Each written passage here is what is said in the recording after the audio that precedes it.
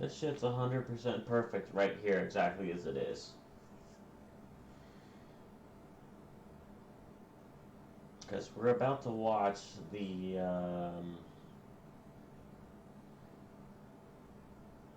first few sessions that go in this waiting room, entering the dark room, zenparadox game content. This is right here what this gameplay fucking feels like. What the experience to enter this game world fucking feels like. It's right here. This is how you enter it.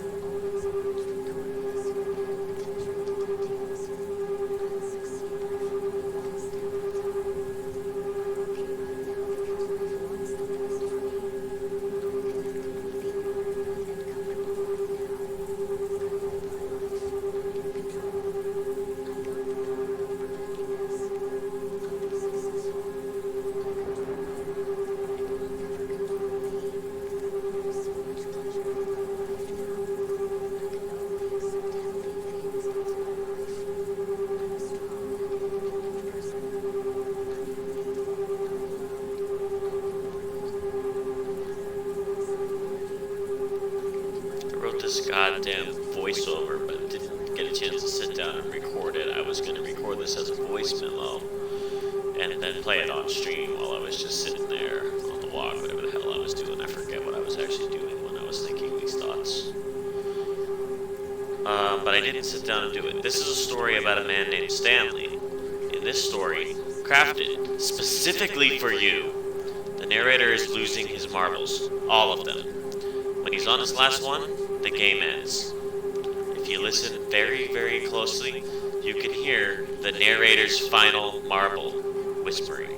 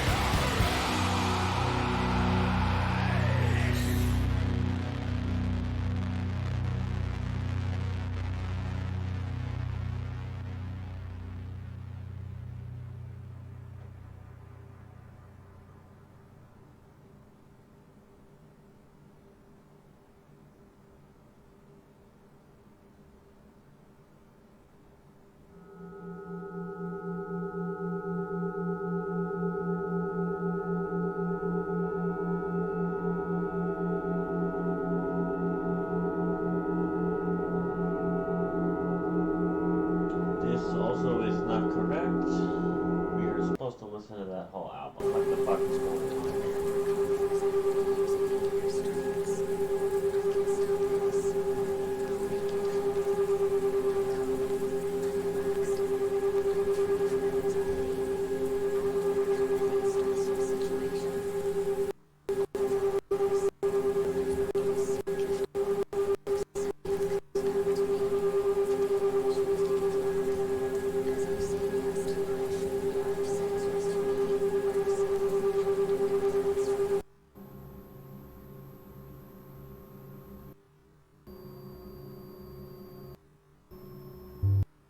Were taken over is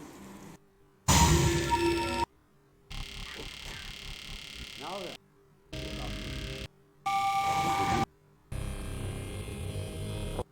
three dimensions that the Indians say. So we call vision. So if you see that the external world is as much you as anything inside your skin or anything inside your head, then you have a certain respect for it. And no longer consider matter, for example. Take a piece of wood. A piece of wood is not just a chunk of stuff. But people think about wood that way. You can't be a good carpenter if that's the way you think about wood. We think we're dealing, you see, with these inert, unfeeling blocks of stuff. Rocks have no feeling, of course, banging around. Mountains have no feeling. Blow them up with banging. But they do have feeling. And if you heard them, as the Indians say, I've just been with a whole bunch of them, they say the continent of the United States is getting ready to shake us off. The dog would shake off free. They say the storms are going to get worse, the earthquakes worse, the floods worse, and the insect pests will multiply in all sorts of strange ways, and finally get rid of it and leave the land to the Indians.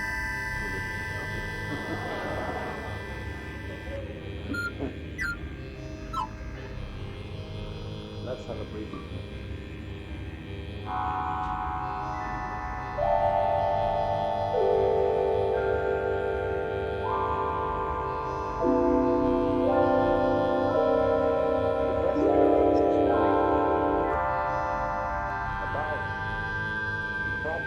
Whether the extension of the network, especially by electronics, might not abolish individual privacy. And I said I was planning to devote this afternoon's session to that problem and some of its ramifications.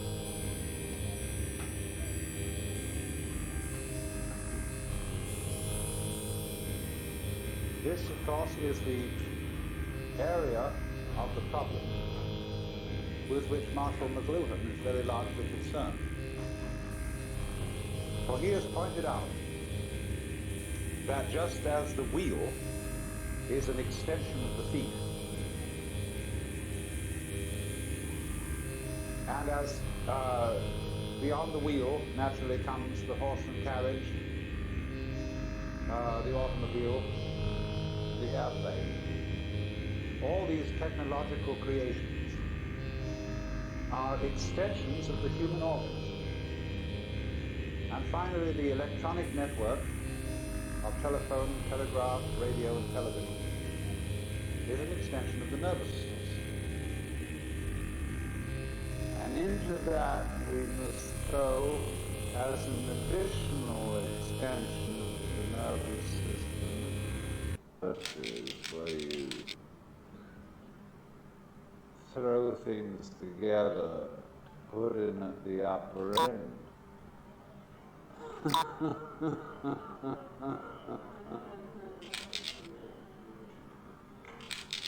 So,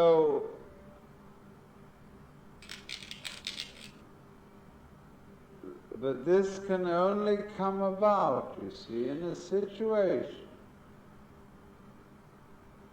where human beings are vividly aware of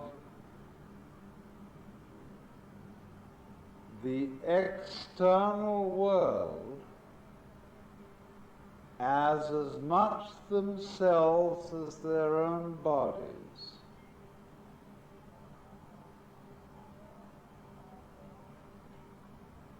And you must allow yourself, therefore, to feel that what you see is not merely something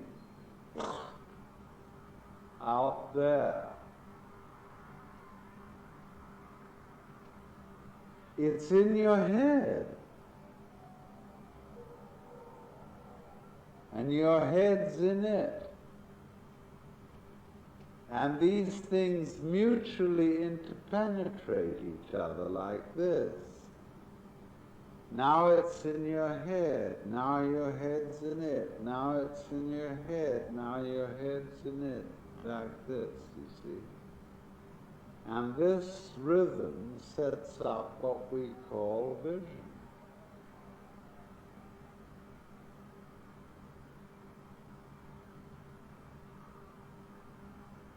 So if you see that the external world is as much you as anything inside your skin or anything inside your head,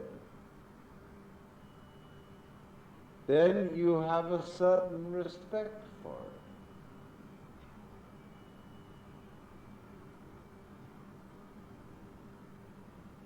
And no longer consider matter, for example. Take a piece of wood. A piece of wood is not just a chunk of stuff. But people think about wood that way. You can't be a good carpenter if that's the way you think about wood.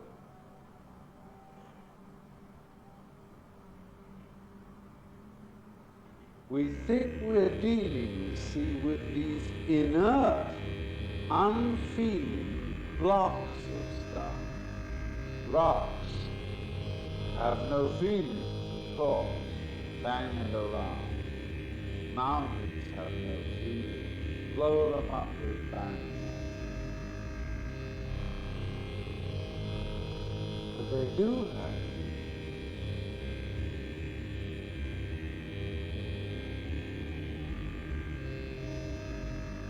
If you heard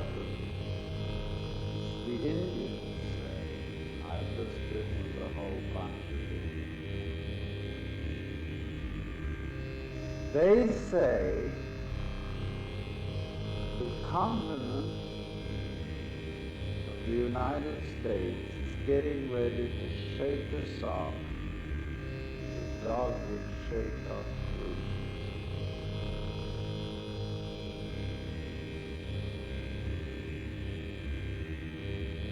They say the storms are going to get worse. The earthquakes worse. Floods worse. And the insect pests will multiply in all sorts of strange ways. And finally get rid of it. And leave the land.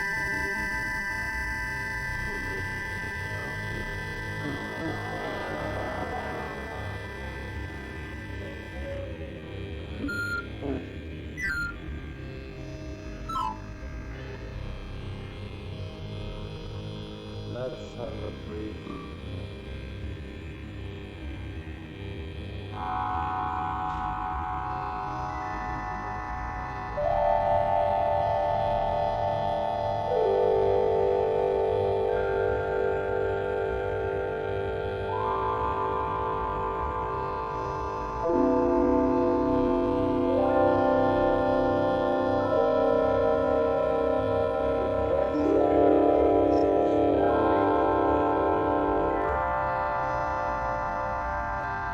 About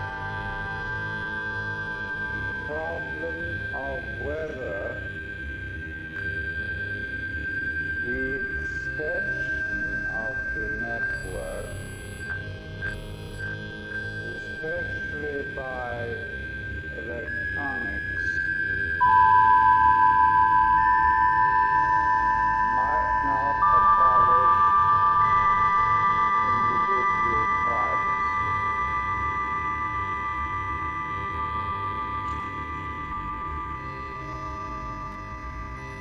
And I said I was planning to devote this afternoon's session to that problem and some of its ramifications.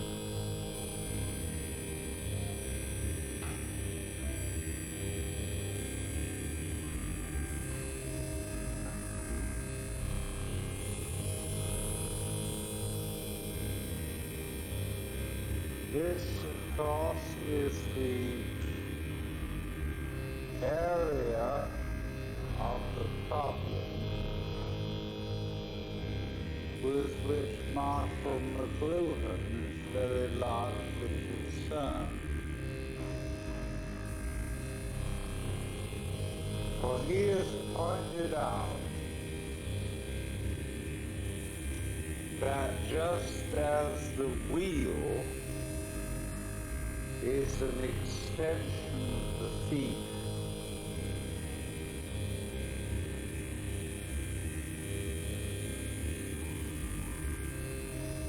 and as beyond the wheel naturally comes the horse and carriage, the automobile, the airplane. All these technological creations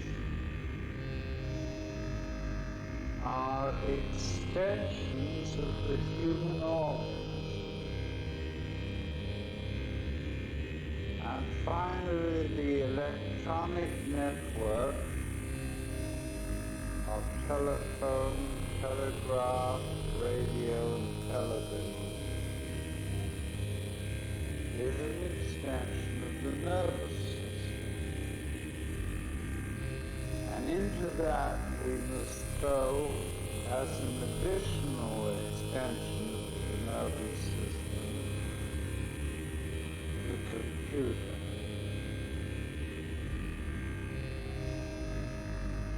The computer into which data can be fed from the files of the insurance companies, the Internal Revenue Service, the police, credit agencies, everything. So that in a matter of seconds, when an individual is identified, an enormous amount of information about him can be instantly known. In a rather similar way, time is not too far ahead, where you will be able to have a box about so big on your desk, which has a little screen on it and a dial. And after dialing a key code, you will dial the catalog number of any book in the Library of Congress that you want to read. And at any rate that you wish, the spread pages of that book will appear on your television screen. And you can get it right like that.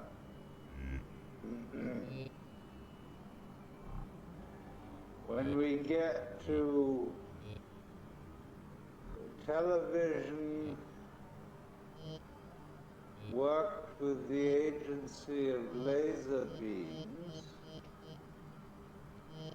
you will of course be able to see solid three-dimensional images in color projected in a certain area, and you can walk around it. I haven't discovered yet whether you can kiss it.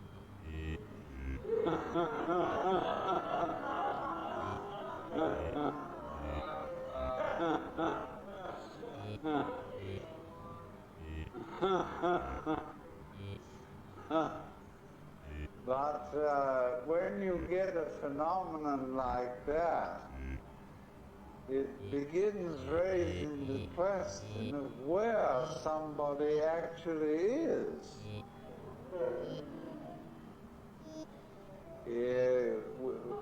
When the reproduction becomes technically perfect, you see, you won't know the difference between the reproduction and the original. That's going to be a new kind of confusion.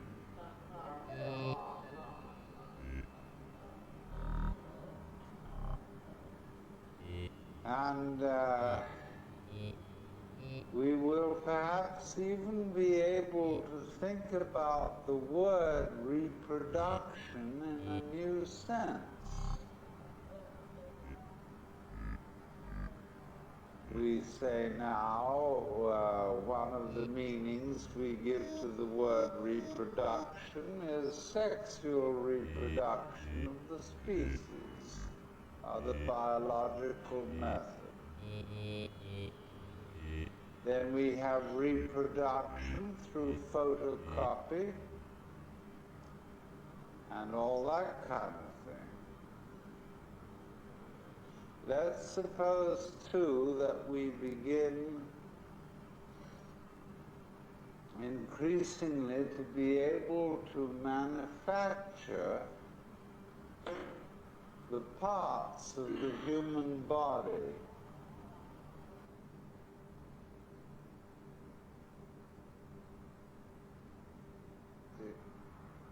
reproduction, which will work equally well. And perhaps they'll never be able to reproduce in plastic brain, but they can at least put in there a radio device which will connect with a computer system of some kind, which will do the same job. So that then, after the years go by and your parts have been replaced, the serious question arises as to, are you the same individual? And we would say, well, no, you've been entirely replaced. Of course it does. You're being replaced all the time, though by a different method. And just as, say, an institution like the University of California, which is a very rapidly changing university, for some mysterious reason it remains the University of California, recognizable as such, even though the students, the faculty, the office and administrative staffs, and the very buildings themselves are in a state of flux, so that they hardly remain a constant for 5 years in succession. What then is the university? The university is a pattern of behavior. And the organisms involved in that pattern keep changing. But the pattern retains an identifiable continuity. So does your body. So does the whirlpool in the stream. So do the hot springs down below, although the water is running through them all the time, as they say.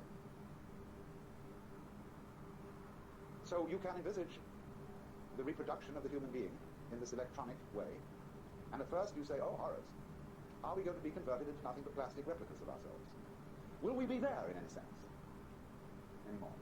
Will the soul survive it? But you see, in the case of the University of California, it is what we call the University of California that is the soul. And its bodily expression keeps changing.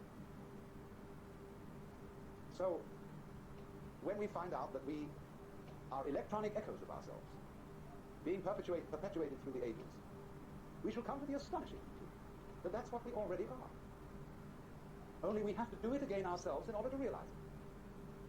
We are already the most remarkable electronic patterns from the standpoint of physics. So let's a bit lay that bugbear to rest. Although I must say, there is something about plastic in its present stage of evolution that is somewhat repulsive. There is a state of consciousness which those who are psychedelically hip or hep call the plastic doll, in which everything looks as if it's made of plastic, as if or patent leather or enameled tin, that it only reflects light and has no light inside it. There is another side to the vision, whereby everything becomes living jewelry with light inside, a kind of beatific vision as distinct from a diabolic vision. And at the present stage of its development, plastic always suggests the diabolic vision. But it is through the diabolic vision that you gather the deepest insights. It's really profounder than the beatific vision in a certain way. Because if you can go down into any experience, I hope you understand the meaning of this phrase, go down into. It's very important. It means exploring a certain sensation or a certain feeling, to find out all its implications, to find out what it is at root that you like about it or dislike.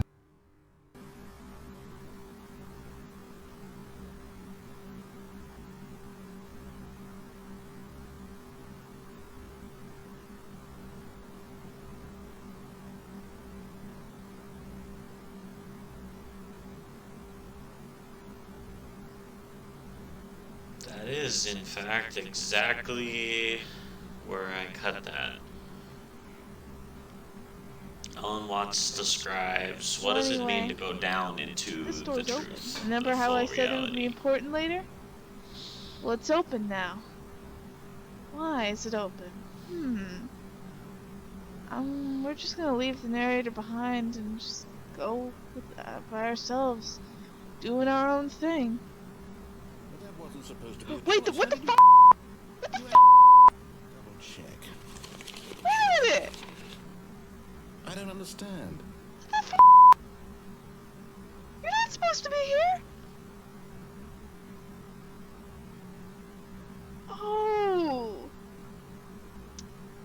Oh, I see the thing. Okay, let me do some explaining. The narrator's not supposed to be here in this ending. He's supposed to not be here at all. Okay. I'm gonna do some editing, so you won't see this until after I've already done the ending for real. But basically in this ending you go to an escape pod and the narrator's not there, and it cuts out before you can get to the escape pod because the narrator's not there. But someone made a fan-made ending where you do get to go to the escape pod. And they added the narrator back in. And a long time ago, I replaced that ending with the original escape pod ending with this ending. So we're actually going to the escape pod this time. And I completely forgot that I switched the endings. So, oh my god, this is hilarious. I'm sorry. But I'll have to get the original ending back. So this is a fan-made ending we're watching right now. And I'll do some editing afterwards so that you'll see the original ending before this clip. So, yeah. And I won't say anything about this ending when we get to the original. So yeah, oh my god, I'm sorry, but that's kind of hilarious that I had the ending switch up. So, if you're watching this now, then you've already seen the original escape pod ending, and you'll know how this creeps me out to pieces, because it's all dark and quiet. Oh my god. But the narrator's here with us this time, so we can now actually go to the escape. So let's go. He entered the chamber and stepped into the machine. We got some original lines here. Here we go.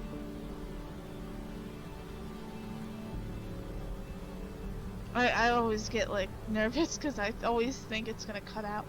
But no, we're actually in here now. Let's do this, baby. Oh shoot. What did we do?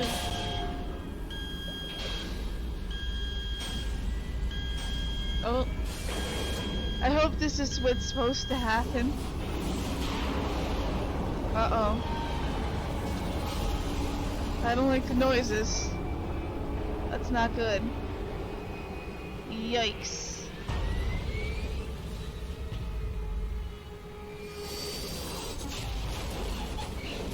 Uh-oh.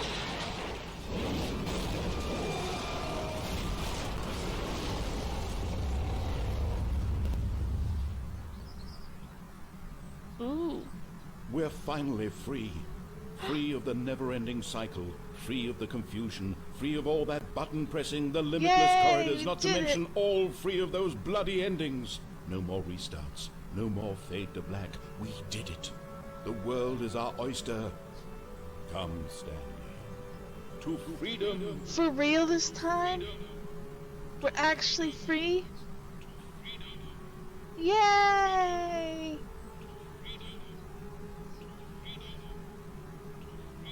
We did it! Yay!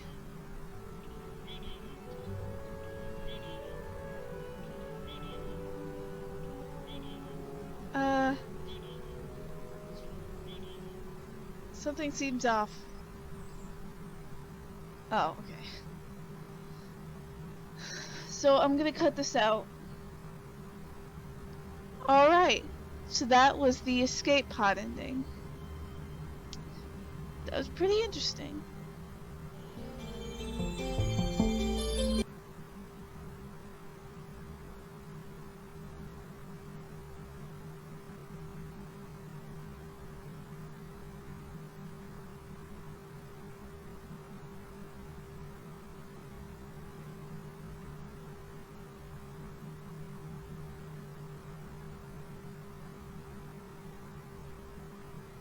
Hey everyone, and welcome back to the Stanley Parable again, because I am not done breaking this game, okay?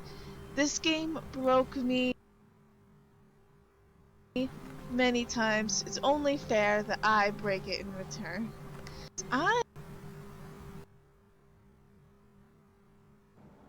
Okay, so you know how I said that I was going to listen to this Cult of Luna song in the goddamn queue. Well, it's time to do that now.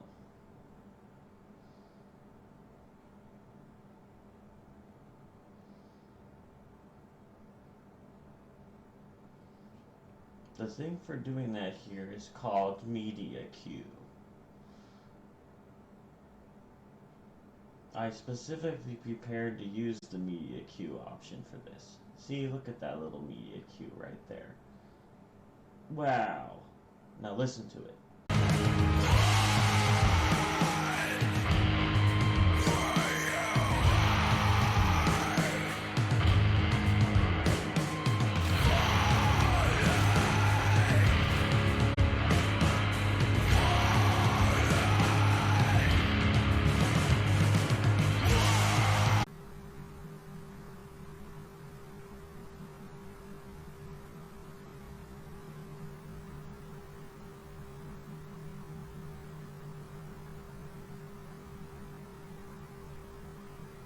Hey everyone, and welcome back to the Stanley Parable again, because I am not done breaking this game, okay? This game broke me many times. It's only fair that I break it in return. So, a quick update. I have new headphones. They're wireless this time, and they're a lot better. Unfortunately, something is wrong with my left ear, and the sound on my left ear, like, in real life, not the headphones, but my actual ear, something is wrong with it, and my hearing is muffled, so every time I put the headphones on, I think they're broken, and then I remember, oh wait, that's just my ear. Anyway, I have a special little thing I wanted to show, because I made it so that I can do SV cheats without getting sent to the serious room. I'll put a link in description on how to do it, but it involves doing some files, like switching files around. If you need the Stanley Parable demo in order to do it, but that's free. So anyway, we have some new. Now I can no clip. Ta-da! But you have to be very, very careful, because if you go out of bounds somewhere, if you try to leave the map, go out of the map and see it, the game will crash. So I have to be very, very careful. But anyway, I'm gonna show some more stuff. I'll save the no clipping for later, because there actually is something I want to try later. Does this still work? Oh good, it still works, but for some When reason Stanley came to a set of two There we open go. doors, he entered the door on his left. left, This was not the this is correct not way left. to the meeting room, and Stanley knew it perfectly well. Perhaps he wanted to stop by Gotta the have employee my lounge cube. first, just to admire it. Yeah, admire. What happens if I... Okay, is it 2? Wait a minute. Oh, shoot. I deleted the narrator. That was the delete narrator button. Sorry, narrator. I deleted you again. It's okay. I forgot which... Because all the keybinds are numbers, and I can't remember which number does which. So we're gonna have to live in Quietville for a while. Okay. So we all know that you fall down here, but what happens if I...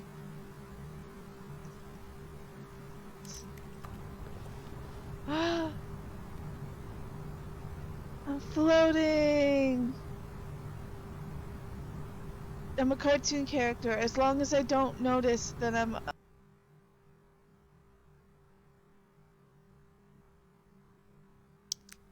The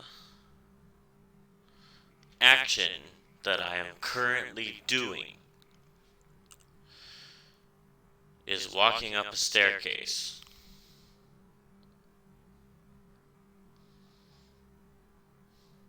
Inside the dark room.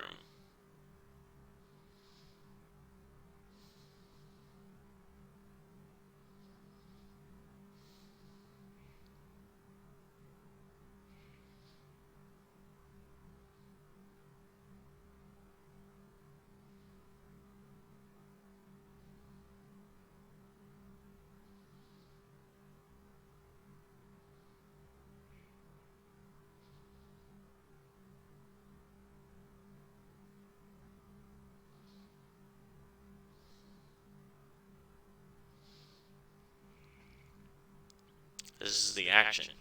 Each time you go to play the level, you're walking up to the point that you walked up to before, going over that part again, up to where you were.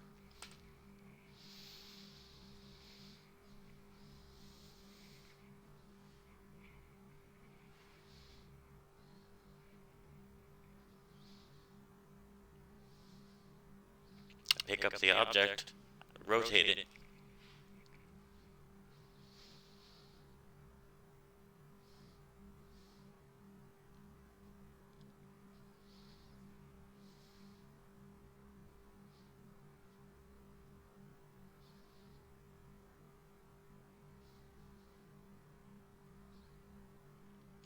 But the thing is, what the object is a waiting room. I'm picking up waiting.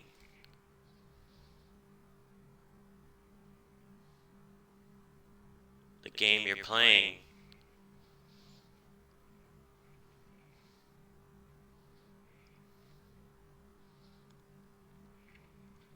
where you're in motion, where you're going somewhere.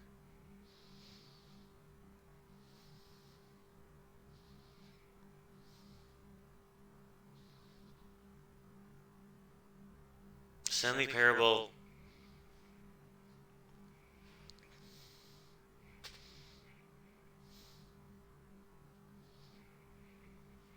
is standing on that platform. It's the same platform Alan Watts is standing on.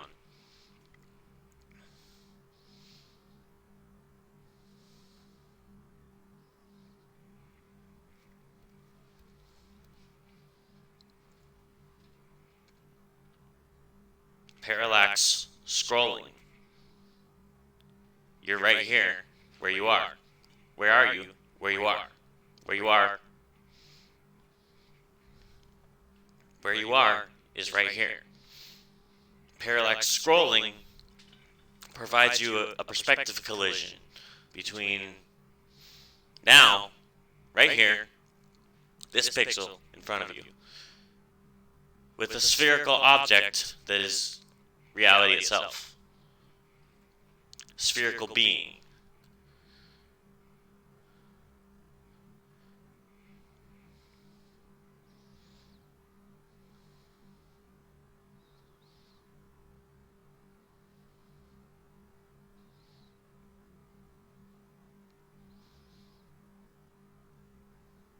When you look at this, the circle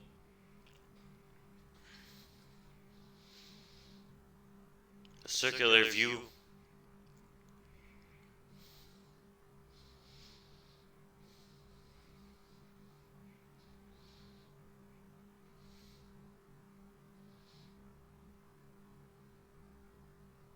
you look into it, your view travels through a circular channel.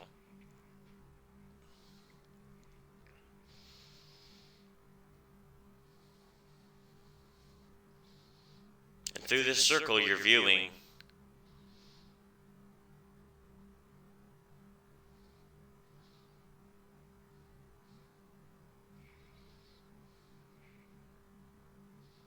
who's looking.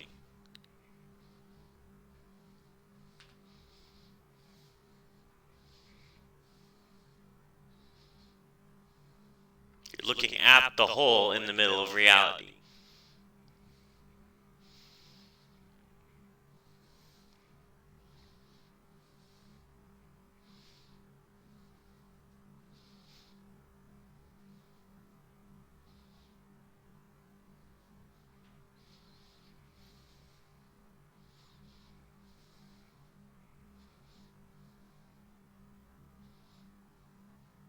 The koan and the question, the interaction, the meta feedback, the perspective collision,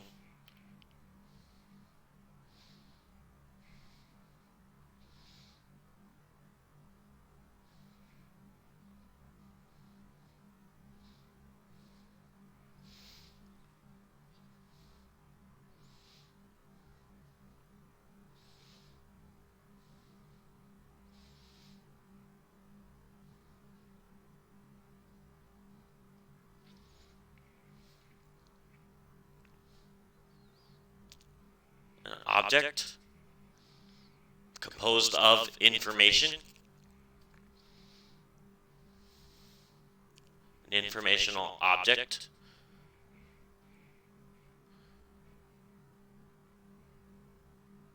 architecture which can be read or watched, that you can lurk in it, that it's 3D. You can touch it. It's architecture. You're standing on it.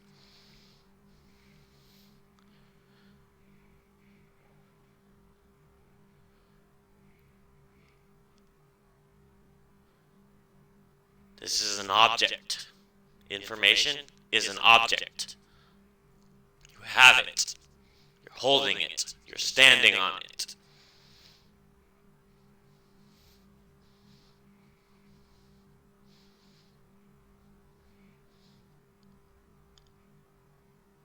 When is this?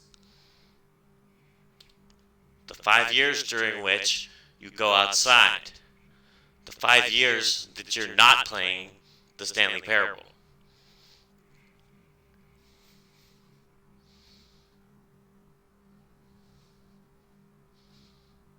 That's when this game takes place. Those 5 years. That's its timeline. That's the spoiler that explains to you what is happening when you play this game. What is this game? It's the 5-year space in the middle of reality. On the air, I can still go.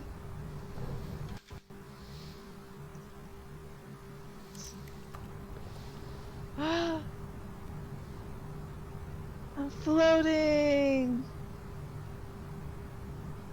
I'm a cartoon character. As long as I don't notice that I'm on the air, I can still go. Whee! I'm floating.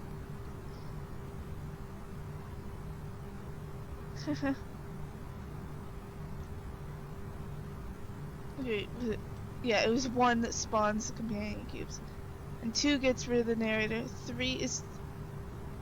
Okay, yeah, 3 is the one that deletes stuff. Okay. Now it's just wires hanging. There's nothing there. Can I? No, I can't. They're too high up. Wait, can I delete the... No, I was gonna delete the railings so I could get through there. There's nothing really much else to do. Hold on. Let's see what happens if I... Okay, so now I'm slowly going down. Yeah, see? I'm going down super duper slowly like a feather. It's gonna take some time. I wonder if I can land on the car. I'm gonna float down to this car. I'm like a little fairy or something. Oop, never mind. I still die.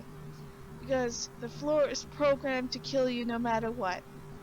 Even if you fall an inch onto there. You'll still die because logic. Anyway, hold on. I will be right back. Let me just have a drink of my Kool-Aid real quick. All of his co-workers. Oh yeah, blah blah blah blah blah. Stanley decided Okay. to go to the meeting room. Perhaps he had simply missed a memo. I'm wondering where to go. Oh wait, there's another glitch I wanted to show.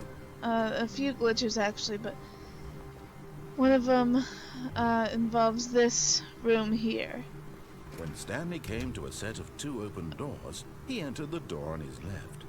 Okay, so say I go in here, right? This was not the This correct way to shuts. the meeting room, and Stanley And I knew it open this. perfectly well. Perhaps he wanted to stop by the employee There's lounge 2 first, doors here. just to admire it. I cannot go in. However, if I no clip to in there, and then hold on, I'm just gonna. Okay. Oh yeah, I forgot to switch the gravity back. Well, anyway, this room is very glitchy now. There's no props. The windows are weird. The doors are weird. This is weird. It's basically broken. And you can't leave it because you're not supposed to be in here anyway. So you're just kind of like trapped unless you no clip like I'm doing right now. Okay. Oh wait, hold on. Let me just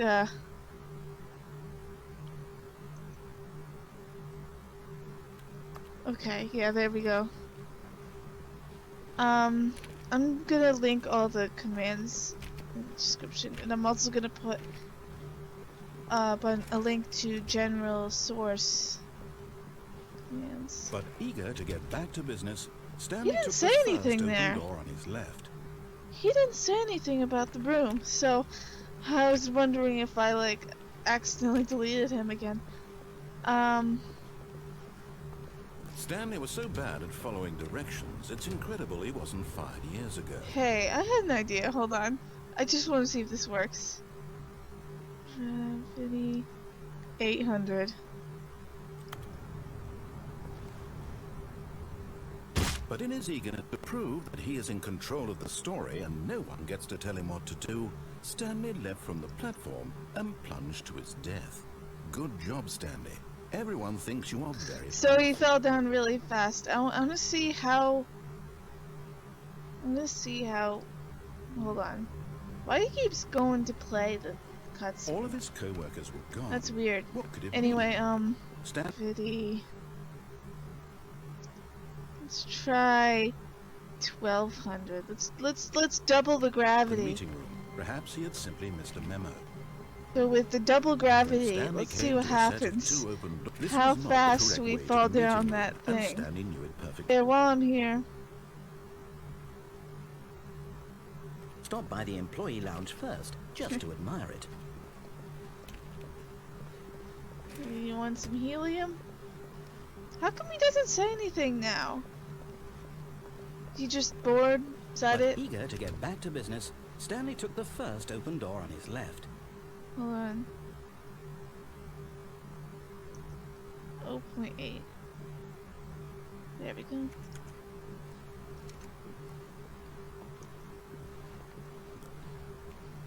Stanley was so bad at following directions, it's incredible he wasn't fired years ago.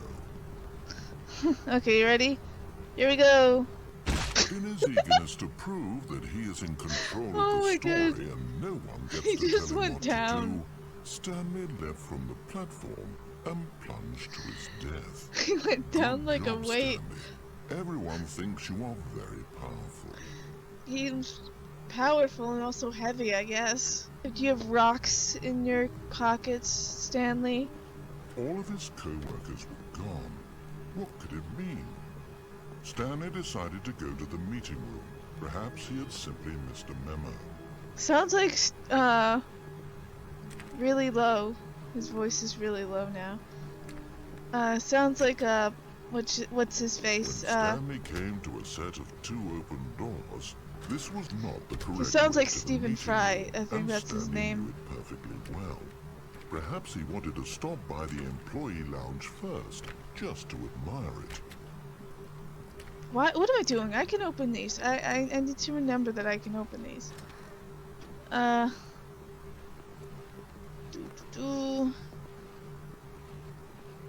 want to do that again. I wish I could like get a sprint option. There's no sprint option. I want to go But fast. eager to get Let me back go to fast. business, Stanley took the first open door on his left. I'm gonna do it again just for the giggles. Okay, hold on. SV 1600. Stanley was so bad at following directions, it's incredible he wasn't fired years ago.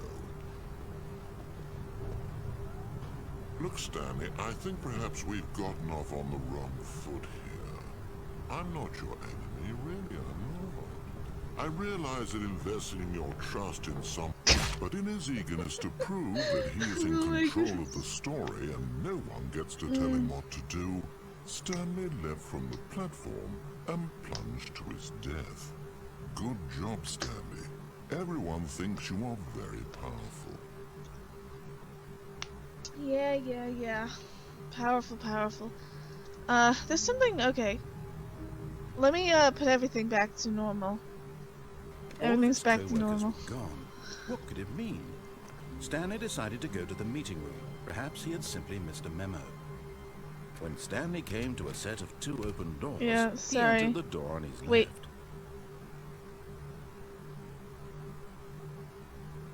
I'm kind of out of the map. Hello? It's not crashing.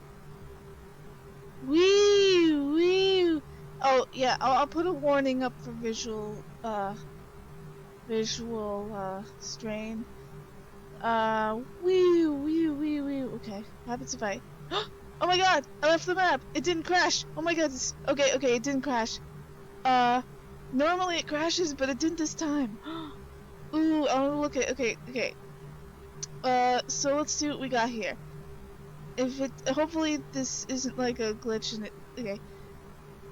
Hopefully this doesn't, end up crashing. Okay, so we got here we have the insane ending. You have the rooms, because there's a lot. Uh-oh.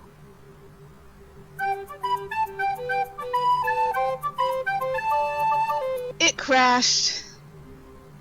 We had our fun for a few good seconds there, but then it remembered and kicked us out. So that's unfortunate. I wanted to show, because I wanted to show off the things When that you don't Stanley get to came to see a set normally. of 2 open doors, he entered the door on his left.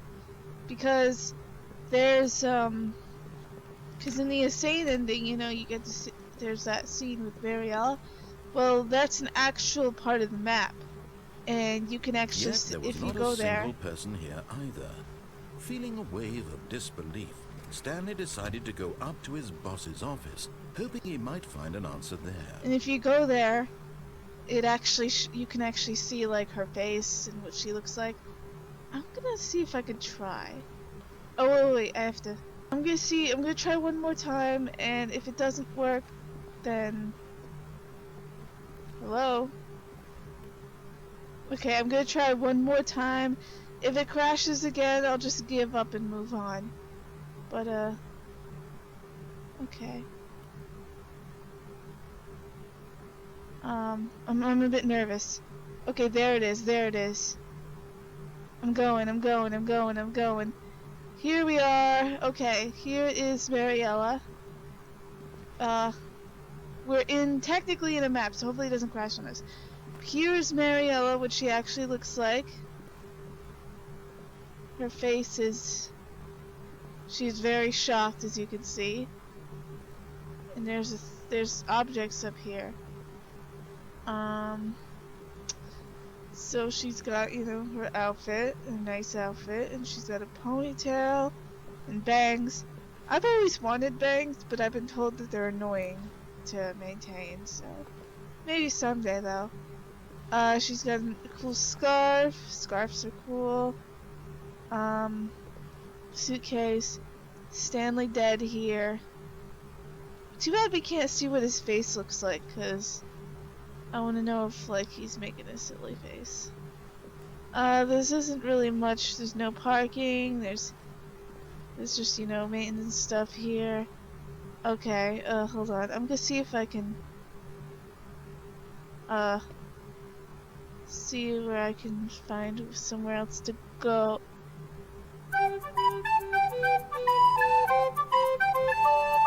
It crashed again!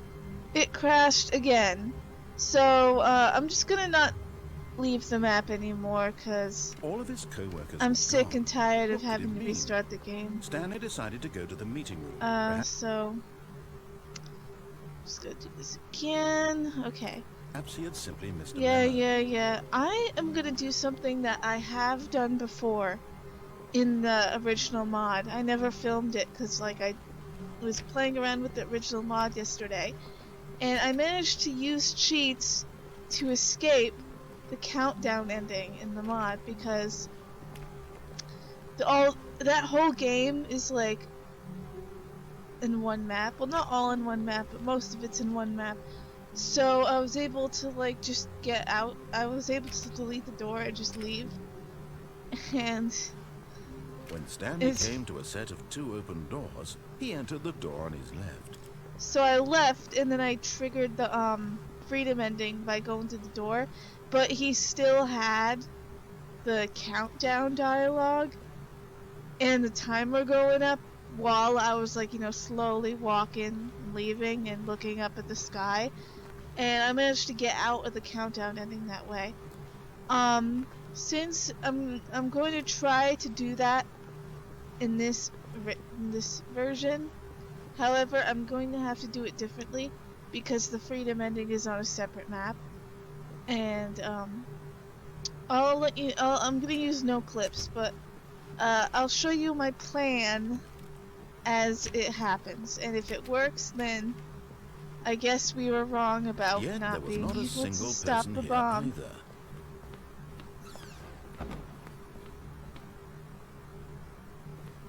What's weird? I feel like a lot of lines are missing for some reason. I don't know why, but The narrator's there, but now he's not, and I didn't go back, so I didn't trigger the escape pod ending. So I don't know what's wrong. And now it's not letting me... Hello? What the hell?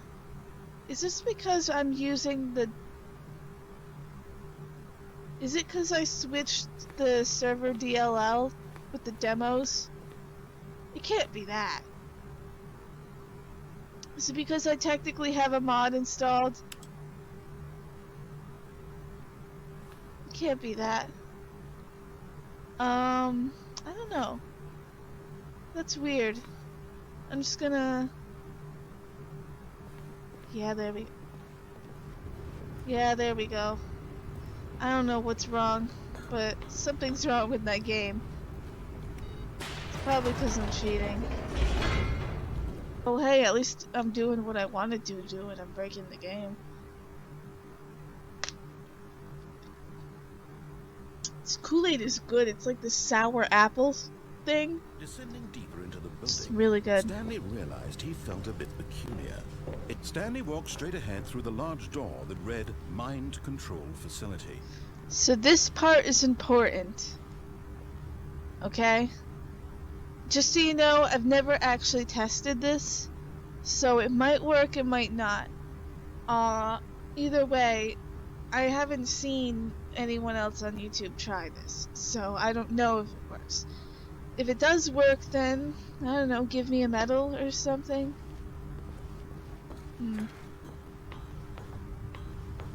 Oh wait, hold on. For some reason it keeps disabling my binds.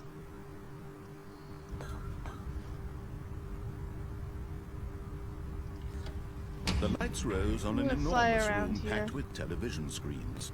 What horrible secret did this place hold? Stanley thought to himself. Did he have the strength to find out? Now the monitors jumped to life, their true nature revealed. Each bore the number of an employee in the building.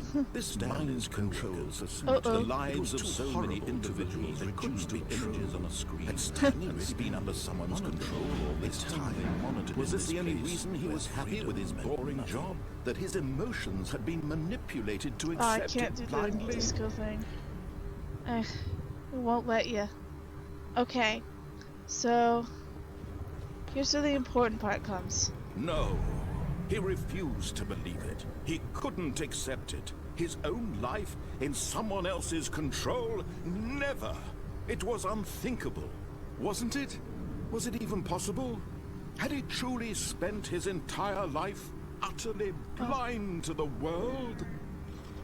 Okay, so as we can see, the monitor room is underneath us, right here. That's important. But here was the proof. The heart of the operation. Controls labeled with emotions. Happy, or sad, Whee! or content. I'm Walking, flying, narrator, eating, look. working. All of Narrator. it monitored and commanded from this Narrator, very I'm place. flying. And as the Hey, cold reality I'm of his flying. past began to sink in, Stanley's a Stanley fairy decided now. that this machinery would never again exert its terrible power over another human Whoa, life. whoa, whoa, whoa, whoa, whoa, For wait, he wait, hold on a would second. dismantle the controls I saw once something. and for all. I saw something. Hold on. I saw something. Wait. I saw it quick, like really quickly. I can see it. I see. It's been there the whole time. Okay. And when at last he found the source of the room's power, he knew it was his duty, his obligation, Hey. to put an end to this horrible place and to Whoa. everything it stood for. Hello? Narrator? What the hell? I didn't delete you. You're still here. You're not saying anything? Okay. I wonder if I, like, deleted, like, a trigger point or something. Because in source games, they have, like, these little boxes. Which I will show later. But, you have to, when you touch the trigger boxes, they like trigger some sort of event like the narrator saying something or a door closing. Maybe I accidentally deleted the trigger box. I don't know. But let's just... Why isn't he here? It's so weird. We're just going to wait for the timer to go on. Timer? Hello? Okay. So let's fly around. We can't...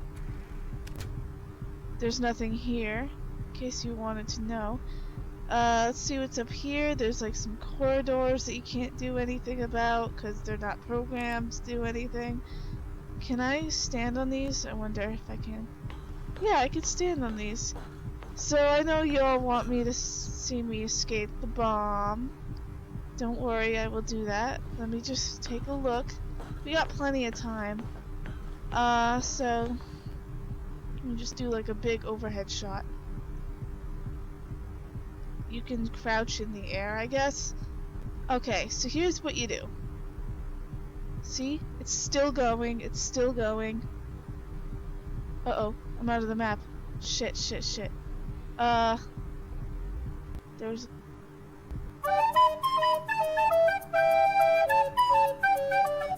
God damn it! It crashed again! Because of this... there was a world portal there. Ugh, that's so annoying. When Stanley came to a set of 2 open doors, he entered the door on his left. So yeah, I guess that didn't work because there was a world portal there, so I couldn't. But never fear, I'm gonna try again. I'm just gonna go through all this stuff again. I'm not giving up. I'm gonna keep doing it until I escape that damn bomb. Even if I crash the game a million times. To a staircase, Stanley walked upstairs to his boss's office. It did it again! Is it because cheats are on? Does the narrator just give you the silent treatment a couple times if the cheats are on? Well, anyway, since I'm here, I'm gonna trash the place. This is what you get, narrator, for leaving me and abandoning me. Oh god. Uh-oh. The noise was backed up. It's like a printer jam. Meh. I'm making a mess. You capitalist scum. Have fun, boss. Whatever your name is. You don't even have a name. That's how... Like, who am I working for? Are you Cave Johnson? Is this Aperture Science? Well, I hope you enjoy my present. F you. Anyway, hold on, there's an Easter egg I wanted to show. If you do.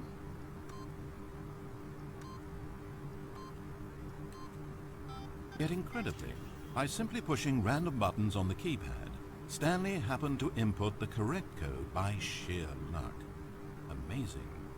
Stanley ventured forth into the newly opened passageway. That is a reference to the original mod. Although it was 1957 in the original mod. I don't know why it's 47. And I think if you do it again... Oh wait, shit. Wrong one. Okay. Alright.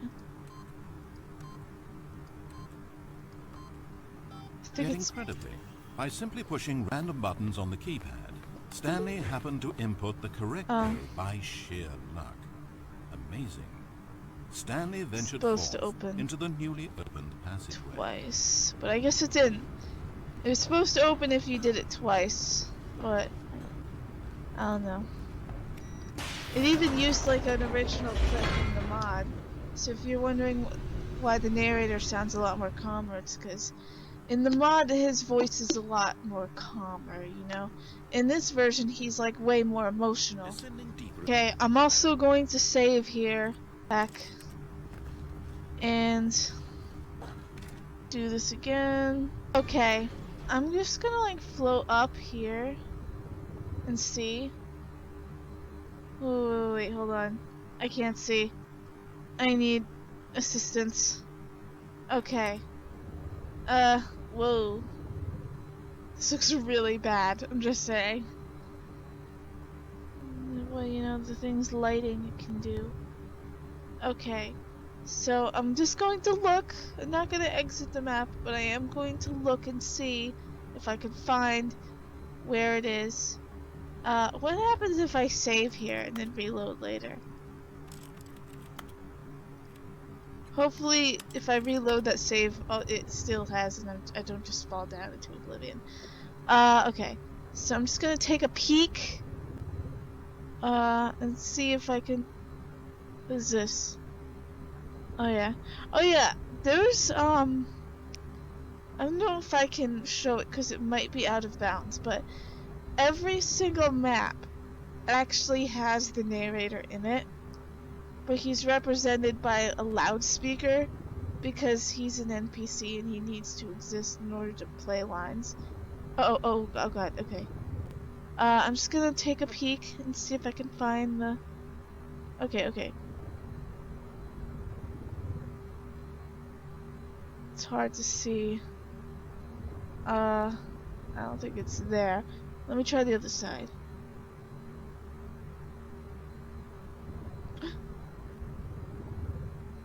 Okay, it's right there. So I just have to like go down. So, because that's where the whatchamacallit, that's where the big countdown screen is when you first press the buttons. And over there is some things.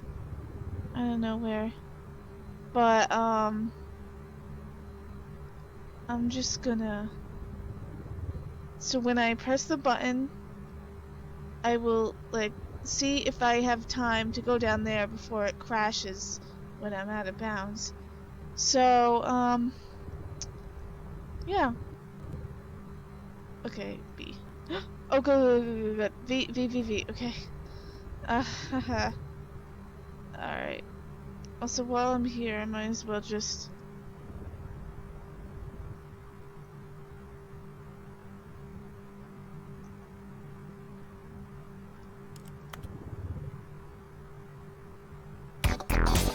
Yay!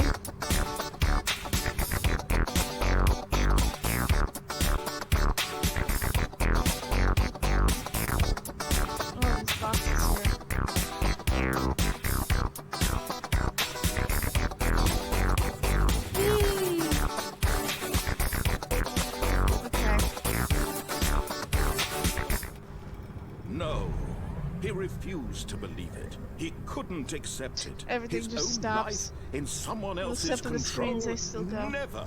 It was unthinkable, wasn't it? Was it even possible? Had he truly spent his entire life utterly blind to the world? But here was the proof. The heart of the operation. Controls Okay. labeled with emotions. So if I try to open happy this again... or sad, Yeah. or content. Walking, eating, Okay. working, all of it monitored and commanded from this very place. And as the cold reality of his past began to sink in, Wait a minute. Stanley decided that this machinery would never again exert its Hello? terrible power over another human life. For he would dismantle the controls What the hell? once and for all. I think I did another break. I think I broke it again. Okay. So we know that it's over there, somewhere around there. Let me just, face punch. Okay, yeah. So, this is a huge map, as you can see. And I just have to go down there and just hope that... And when at last he found the source of the room's I can't power, even see it. he knew it was his duty, his Hope it's okay. obligation, to Okay, put I an can't. end to this horrible place and to everything it stood for. Oh, yay! I deleted the thing and now I can see... Wait, hold on. I just want to do this really quick. I want to see if it'll work up here too. Aha! I knew it. That's wild. I can't press this button. Yeah. Alright, time to press the on button and get this show on the road. I'm gonna save here.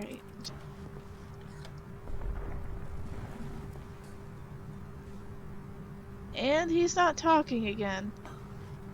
I don't know what I did to make him shut up, but man, imagine if there was no narrator and Stanley just like wandered on his own and he happened to wander here. Alright. I wanna fly for this. I'm flying. I'm flying. I can't read any of this. What about this? No. What about this? Okay. Alright.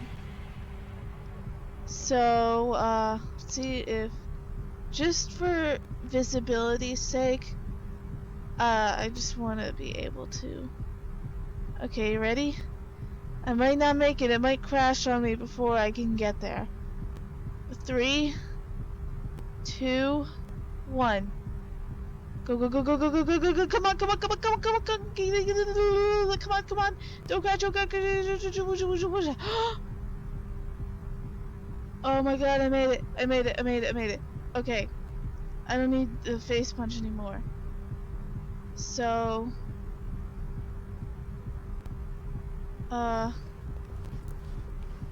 okay. So, we have another issue here. There's another world portal here. And I don't know where it leads. But... I can't press any buttons. I'm gonna see if I can look... Okay. I'm just looking. I think that's where the... Okay, so I'm just gonna go. Don't crash.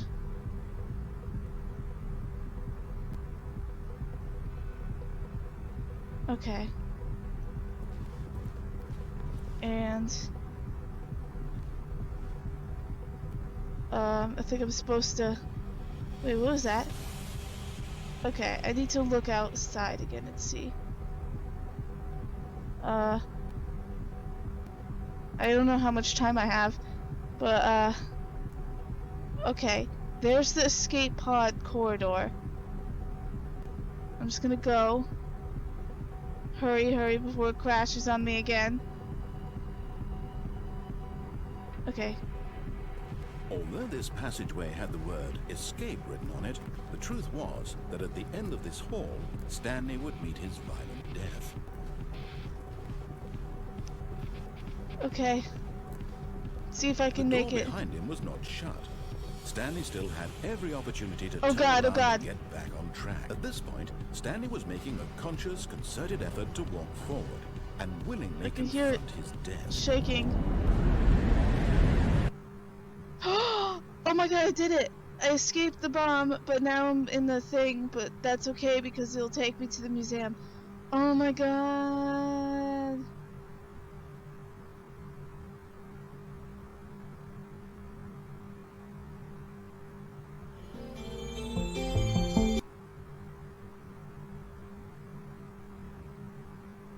Okay.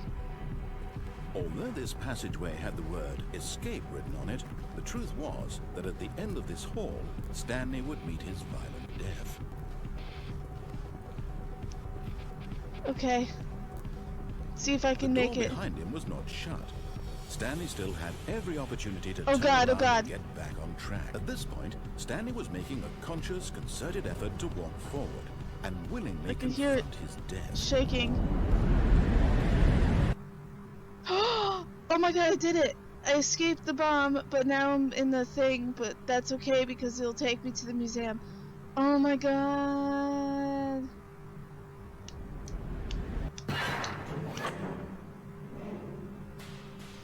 I already know that you're gonna rescue As me, the and I'll just machine whirred into motion and I'll Stanley just was party inched in the closer museum and closer forever. to his demise. In a single visceral instant, Stanley was obliterated as the machine crushed every bone in his body, killing him instantly.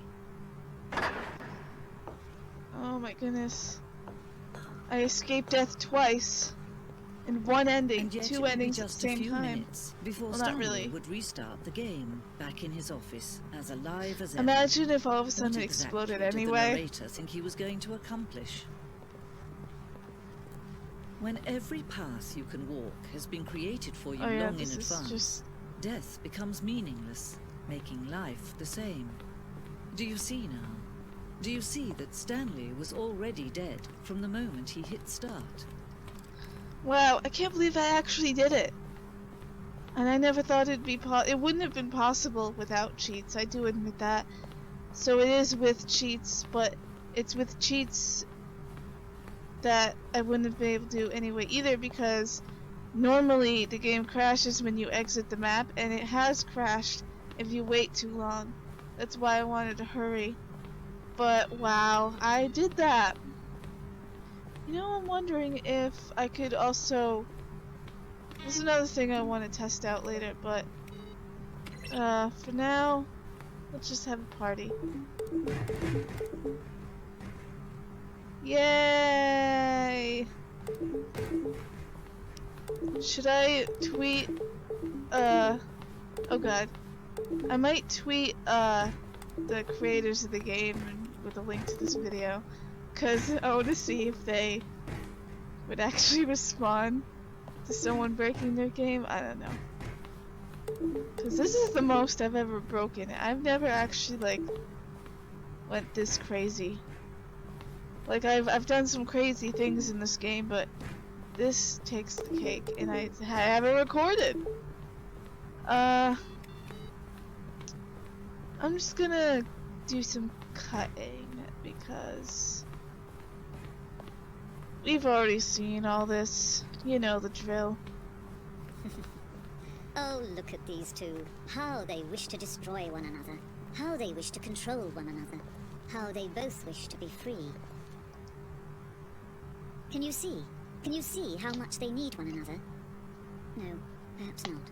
Sometimes these things cannot be seen. But listen to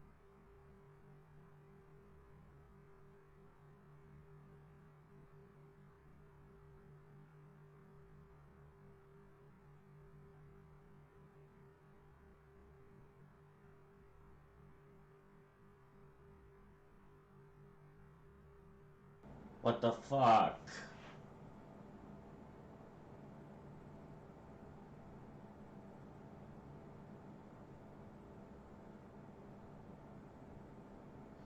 Something very weird happens to you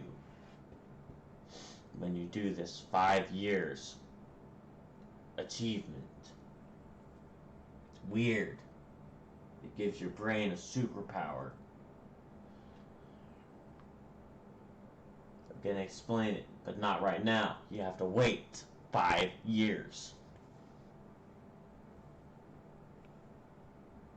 me. You can still save these two. You can stop the program before they both fail. Push escape and press quit. There's no other way to beat this game. As long as you move forward, you'll be walking someone else's path. Stop now. It'll be your only true choice. Whatever you do, choose it. Don't let time choose for you. Don't let time... And I'm just in a box. Face punch box. Can I? No, I can't spawn anything. I cannot do anything. Box. Seen. No, perhaps not. You can still say it cannot be seen. No, perhaps not. Sometimes these things cannot be seen. Some wish to be free. Can you see? Can you see how much they need one another? No. Perhaps not. Sometimes these things cannot be seen.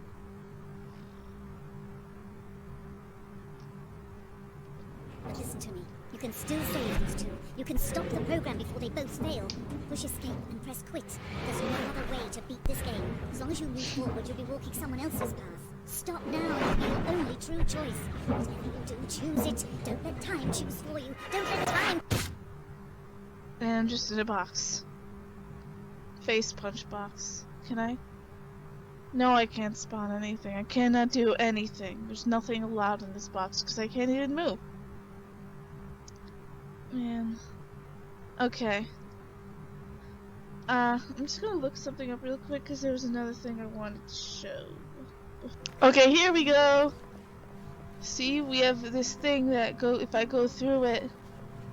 I don't know what this one does. If I walk through it... When Stanley came to a set of 2 open doors, he entered the door on his left. So when I touch this box, it'll... Ta-da! And there's... I don't know what these... Oh, maybe it's for like certain ambient sounds, I don't know. Yet there was not a single person here either. Feeling a wave of disbelief, Stanley decided to go up to his boss's office, hoping he might find an answer there. Stanley stepped into the broom closet, but there was nothing here, so he turned around and got back on track. Okay. Coming to a staircase, Stanley walked upstairs to his boss's office.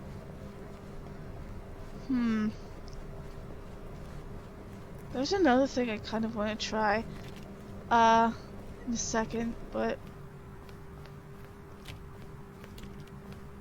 Come on, open. Yeah. Can I delete the toilet? No. But I deleted the soap. Now the boss can't wash his hands. He's gonna get coronavirus.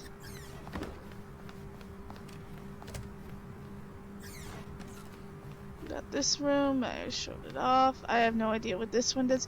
There's a lot of these trigger boxes that just don't do anything. I'm sure they're like for ambient sounds, but anyway. If I... Yeah, you're silent anyway, so what makes a difference if I even leave you behind? You're not gonna do anything anyway. You're being weird today. Okay. I'm just gonna, get rid of these because they're kind of annoying to look at after a while. Okay, yeah, they're gone. I want to try. Now, this does require... Oh, good, it didn't delete. Okay. So, I'm just gonna look. Okay, see? Okay. I'm just remembering where the place is for this part of the map.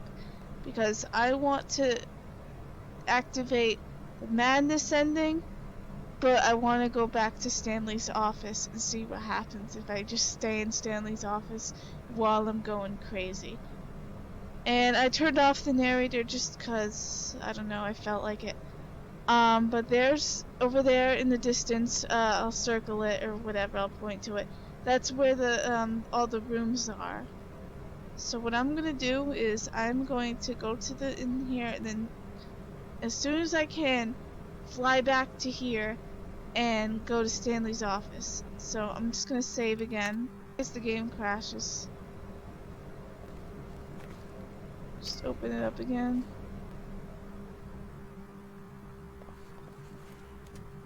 And then as soon as I can look for it, where is it? Shit. It's somewhere else now. Uh-oh.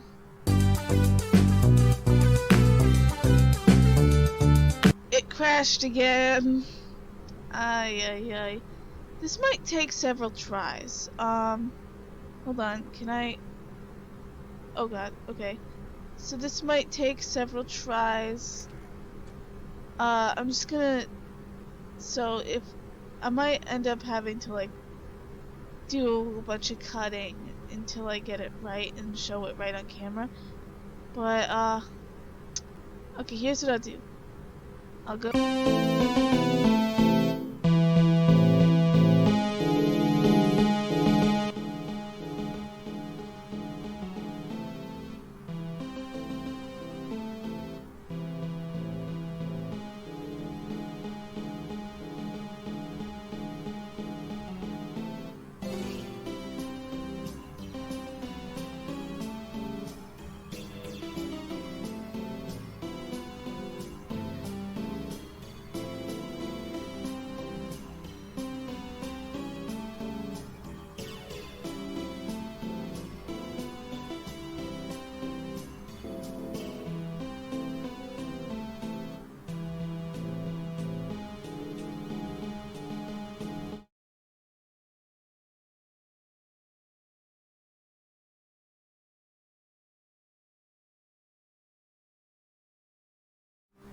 To the window, to the window, to the wall, to the wall. The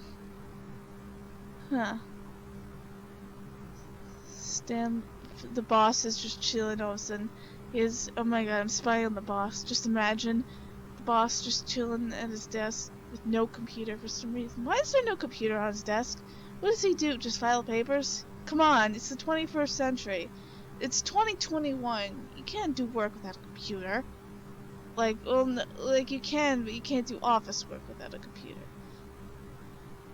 And maybe this game doesn't take place in 2013. Maybe it takes place in the 90s or the 80s or something. That's why everyone's computer looks old. Okay. Let's go do some more exploring. For some reason I can't see a damn thing, but I'm just gonna float around until I enter something. Man, I have gone so off track of what I wanted to do. Listen, this is what happens when you let me actually cheat in the Stanley Parable. I'm gonna abuse this power. I think I'm lost. I'm just gonna... I wanna just have a meltdown in the middle of this place. And I wake up and all my coworkers are like, what the hell is wrong with you? Oh yeah, these are some extra things with the, you know, when you wake up in different offices. Well, this is one of them. As you can see here, just a long hallway there. There's the extra added area there. There's the blue office, and there's when it changes direction. And hold on, I saw some other stuff I want to look at. There's the big room from the blue door ending, and what's that? There's like, oh yeah, those are the two offices. There's this. There's the cargo area. I'm just doing a quick look down. There's the, you know, the staircase down there, and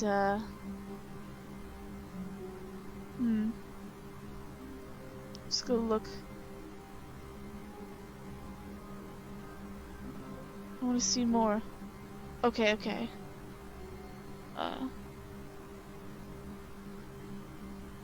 I see another thing over there.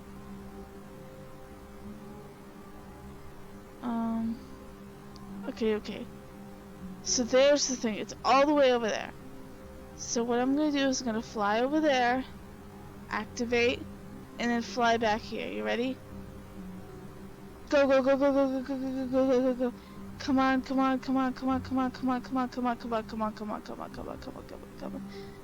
a chameleon. But Stanley just couldn't do it. Alright. He considered the possibility of facing his boss, admitting he had left his post during work hours. He might be fired for that. And in such a competitive economy, why had he taken that risk?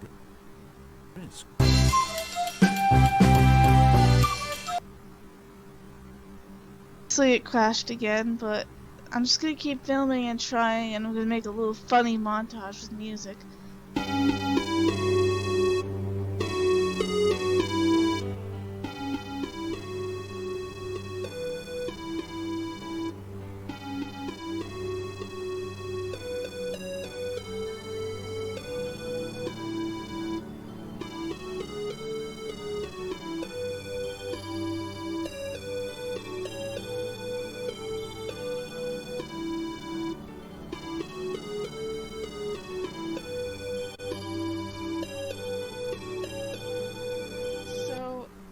No idea how to do that,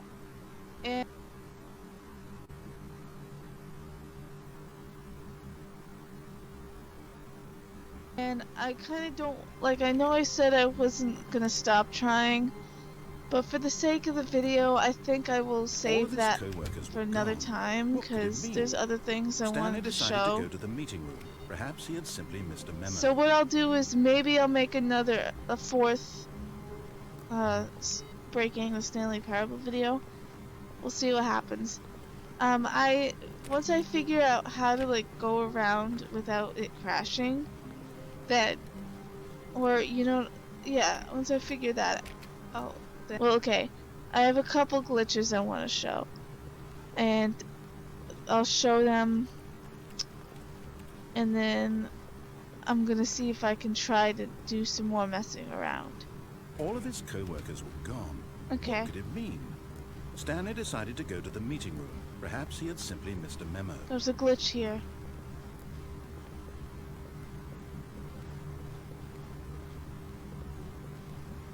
Trying to remember how it... Oh yeah, here it goes. Ta-da! And then I think it... Does it freeze the game? Ta-da! It spawns this random gray room for no reason. It probably has something to do with the world portals in this particular map, because this is the one where you go, it's part of the confusion thing. You go in, see there's no more doors, and you turn back only to find a different building. This is that map. So this probably has something to do part of the game. So yeah, there's nothing really much to this one. The next glitch, however, is game breaking, so I will cut to that.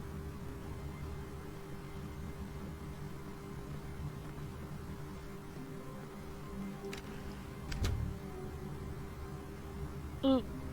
Yep, it is real. This door closes and then there's no coward ending. Isn't that weird? What happens if I...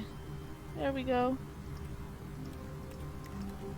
Oh, you can't do the coward ending in this. All of his co-workers were gone. Oh, What whoa. could it mean? Stanley decided Oh, to go whoa. to the meeting room. Perhaps he had simply missed a memo. Yep, World of Portals. There are interesting things. Whiteboard ending. Let's see what's in here. Yep. More light. Blinding light. This person's computer is just a stack of boxes and it's not even plugged in.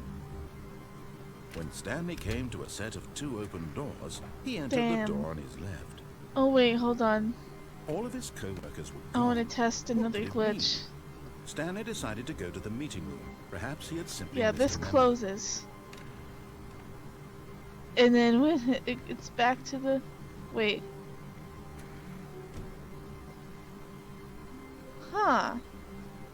Okay, okay. So there's another glitch here. Hold on. Ah. Well, that's not what I was... That's not it, but... watch this. Okay, hold on. You're trapped inside. If you move back a little, it like deletes the world portal and you're stuck. You're stuck. Anyway, what's in here? Oh god, I thought I actually walked in. No, it's just nothing. I wish there was a code that was like the opposite of Matt Fulbright, where it just turned all the lights off. I know that would be like the creepiest thing ever, and I probably wouldn't do it that much. But just imagine what you could do with that. Oh hey, we spawned back in here again. I'm gonna do this. No, I'm not gonna do it again. But there is a thing I want to try. When Okay. Stanley came to a set of 2 open doors, he entered the door on his left. So, as you can see, I went from the short hallway, the single hallway. Yeah, escape pod ending, escape pod Stabbing. ending. So I'm going back. Alright, I'm going back. Oh, so it takes me to the long office.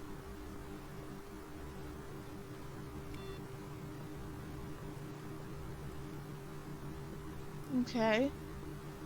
It takes us to the regular office. But what happens if I do the blue office? Okay. Blue office. All of his co-workers. 428 is here. Stanley went around touching. Okay. So I leave from here. The blue office. Sorry, narrator, I keep deleting you, but this is Stabbing for him. science. This is for science and curiosity. Okay. Aha. takes me to the regular office no matter what. Okay. Oh. Just making sure. Oh yeah! Okay, it's this one. What do we want? What are we looking for? Okay, a couple things. One, host time scale 1.3. Okay. SV gravity 100. Okay.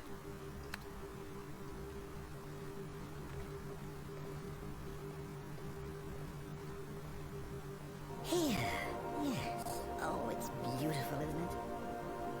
If we just stay right here, right in this moment with this place, Stanley, I think I feel happy. I actually feel happy. You know, he sounds like a Disney, like a talking mouse in a Disney movie. That's what he sounds like. Narrator mouse. I don't know. Whoa, this is like going really fast. Wow. What happens if I... Wow.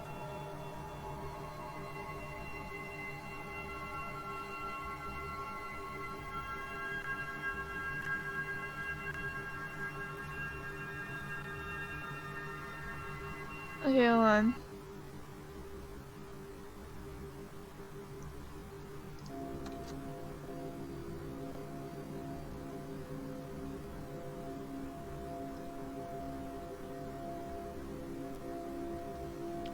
Whoa. Hold on.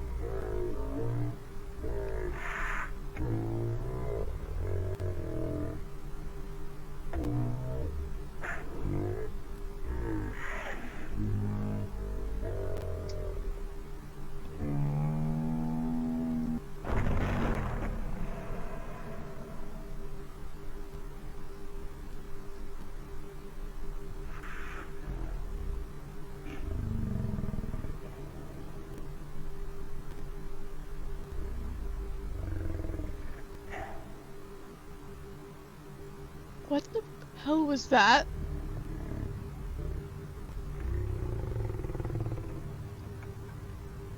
Sounds like a tiger or something.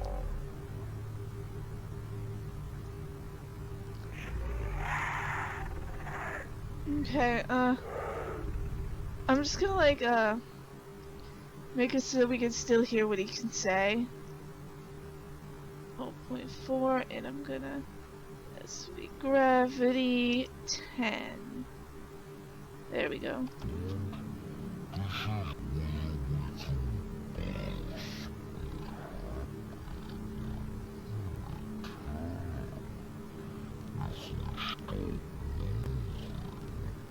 Oh my goodness.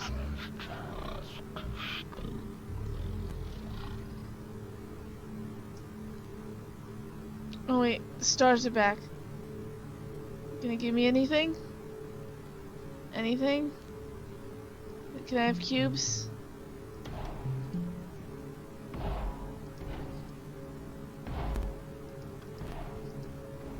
Oh god.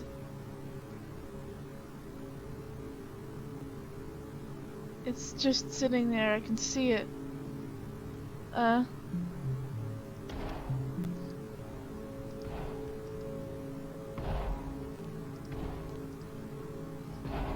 on.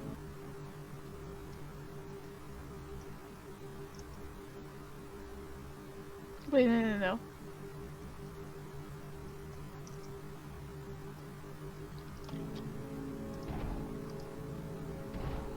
Okay, so actual objects are normal gravity.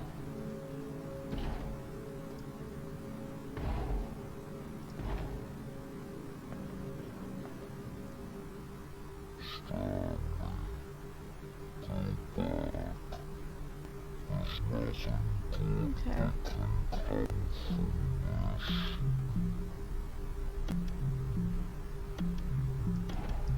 Okay.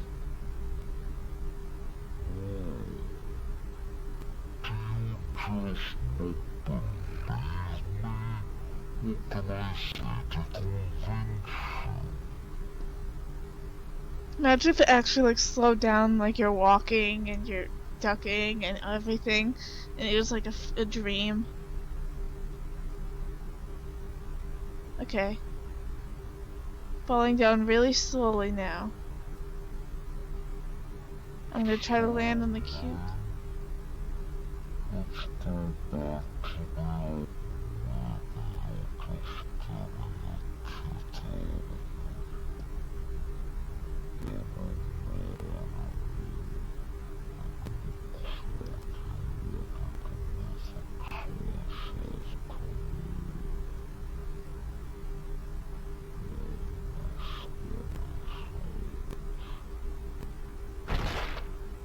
Oh, I still got hurt. Hold on. Maybe I need to stack them.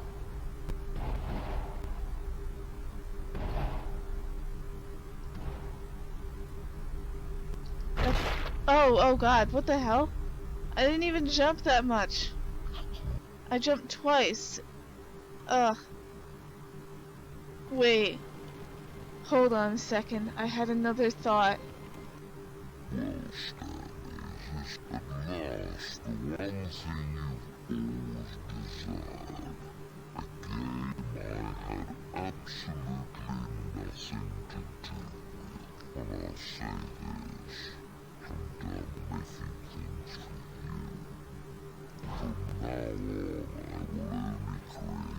He sounds like a talking tiger. Like if tigers could talk, I'm pretty sure they would all sound like this. Oh yeah. The gravity makes it so that I can...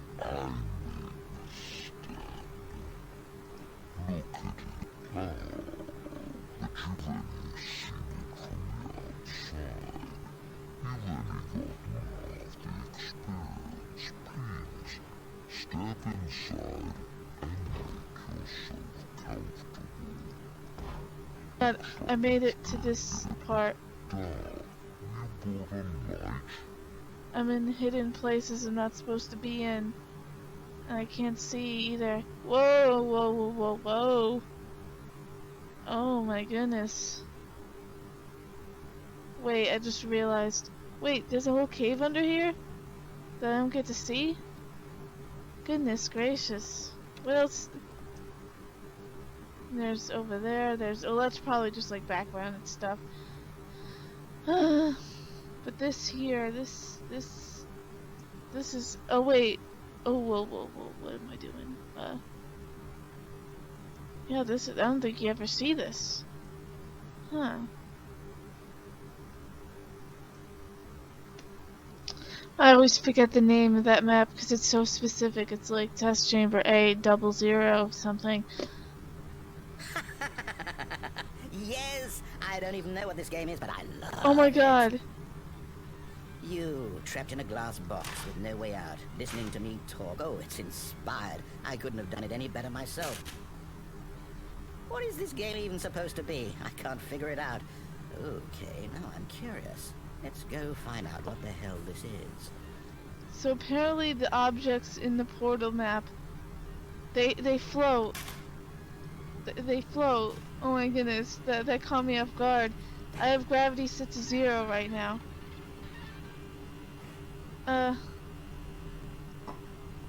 Will this break? Oh my god, it's like I'm in space. Oh my god.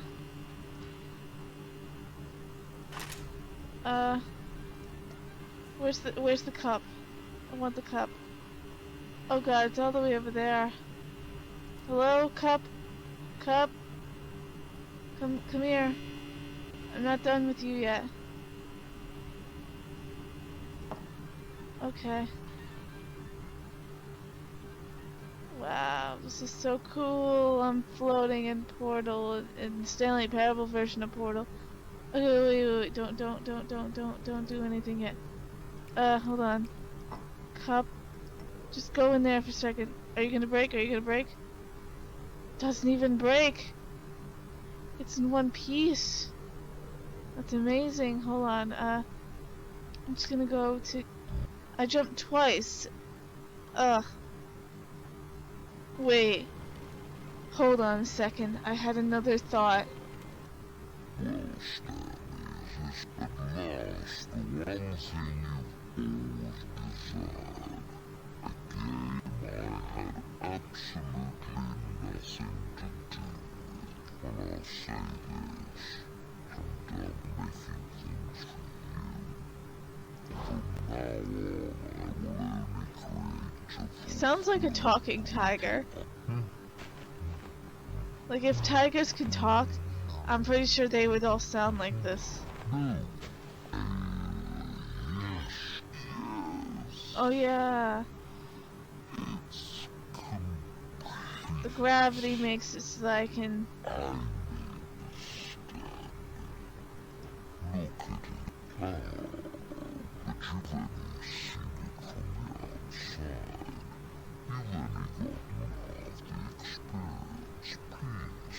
Step inside and make yourself comfortable. But I made it to this part. You bought a light? I'm in hidden places I'm not supposed to be in. And I can't see either. Whoa. Oh my goodness. Wait, I just realized. Wait, there's a whole cave under here? That I don't get to see? Goodness gracious. What else? There's over there, oh, that's probably just like background and stuff. But this here, this is, oh wait. Oh, whoa, what am I doing? Yeah, this is, I don't think you ever see this. Huh.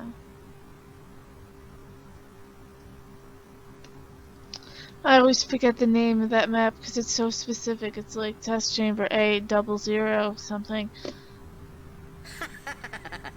Yes! I don't even know what this game is, but I love it. Oh my god. You, trapped in a glass box with no way out, listening to me talk. Oh, it's inspired. I couldn't have done it any better myself. What is this game even supposed to be? I can't figure it out. Okay, now I'm curious. Let's go find out what the hell this is. So apparently the objects in the portal map, they float. They float. Oh my goodness, that caught me off guard. I have gravity set to 0 right now.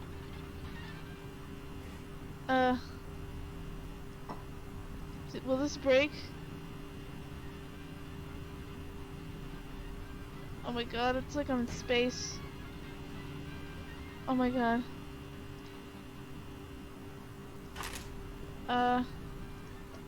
Where's the cup? I want the cup. Oh god, it's all the way over there. Hello, cup? Cup? Come here. I'm not done with you yet. Okay. Wow, this is so cool. I'm floating in Portal, in Stanley Parable version of Portal. Okay, wait, don't do anything yet. Hold on. Cup. Just go in there for a second. Are you gonna break? Are you gonna break? Doesn't even break. It's in one piece. That's amazing. Hold on. I'm just gonna go to get the other things. It's fast. Okay, hold on. I'm not even holding on to it. It's like I let it go and it like does this. It's so cool. Okay, let's see if I can make it through here. Come on, let me in. Oh, it's a puzzle. Critical thinking, Stanley. Your forte. Oh my god, it doesn't fall! It doesn't fall! I have to spawn my own.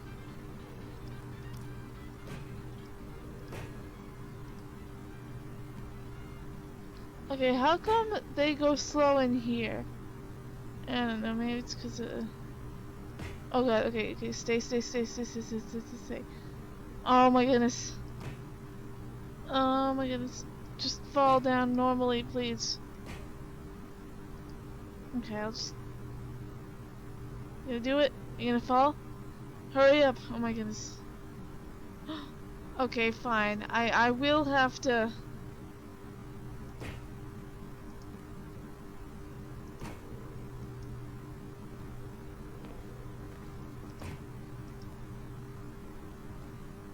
Ugh, hold on.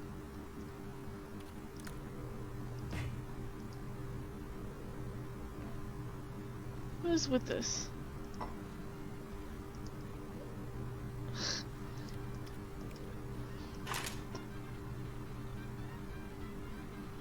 It freaking bounces back to normal because apparently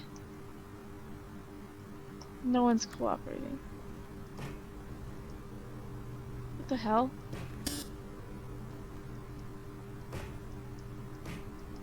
Stay down. Oh my god, stay down. Ugh, do I have to spawn a new one?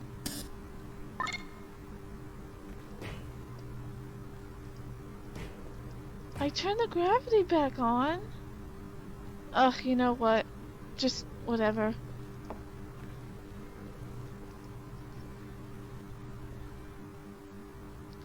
I need to turn this, keep this on. Turn it off.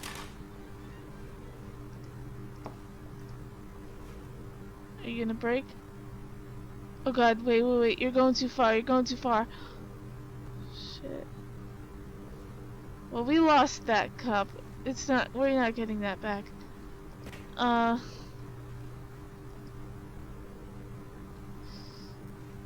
can't no clip because I turned the server back to normal. Well, whatever. We got some goodies here. No, actually, you know what? I think that's plenty. I really don't care much to see you stumble through any more of these games, Where's and the I highly radio? doubt you're any wiser for the experience. Which is why, rather than continue to waste my time, I'm just going to leave you here. You can pretend you've beaten the game if it makes it any richer for you, but as Oh, for it's me, all the way I've up had here. enough. So, why don't you get cozy in this room, and if you have any grand revolutionary ideas for the perfect video game, you can just sit there and let it ball up inside you for all eternity.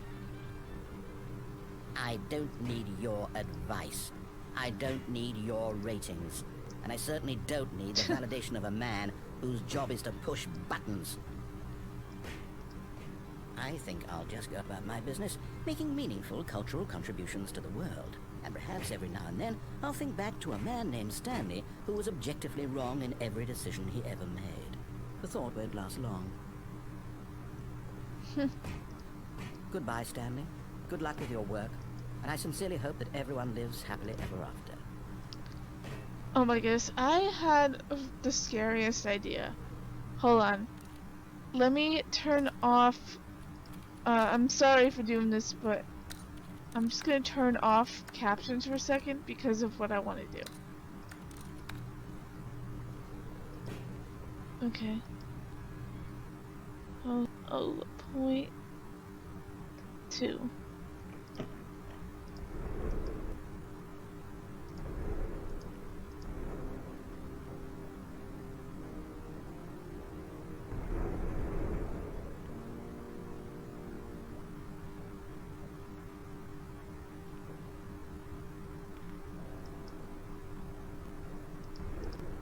Hold on.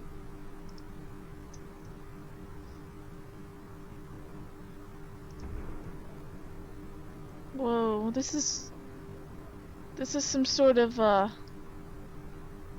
with the slow music and like the floating cubes, it seems like some sort of weird dream.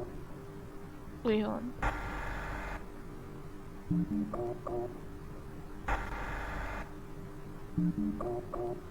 Sounds cool. Can I go back here?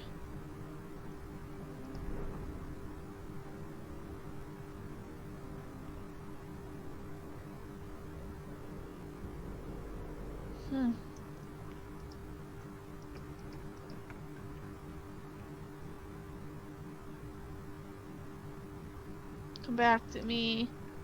Radio.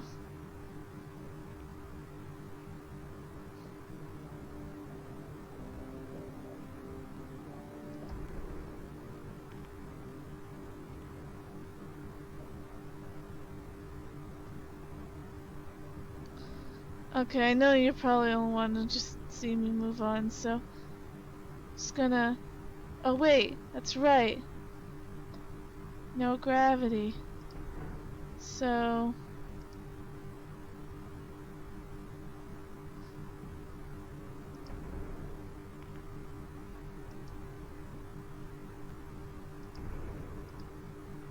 that one's gonna fall, we're gonna watch it fall.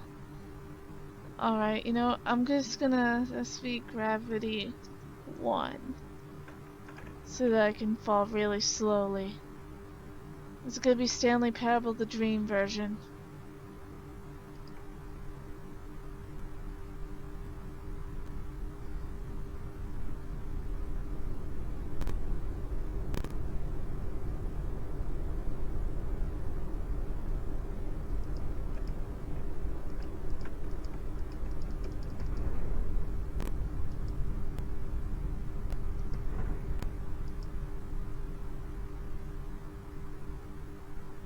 Still falling. I'm still falling. Still falling. I can't go I can't like land on any of these side rooms because it won't let me move that far. Well, we could take a better look at them, I guess. So here's their office space, alternate iteration. Please rate your experience. Wow. I wonder if there's just like in the Stanley Parable universe that this takes place in, there's like a ton of these abandoned areas. And this is only like a fracture. I'm almost there. Almost there. Almost there.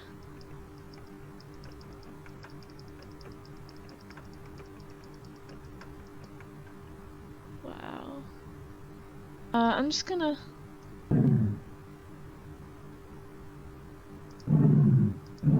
This is terrifying. I'm gonna tell my story idea that I'm making just from this.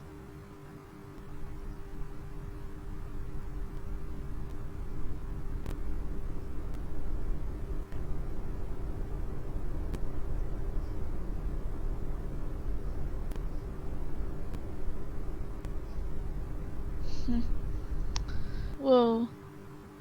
This is weird. Oh god, it warps you too. Here we are. There it is, I can see it. I have Matt Fulbright on, so that's how I can see it. Oh, the bark. I have bark command on and it scared me. I'll make it eventually.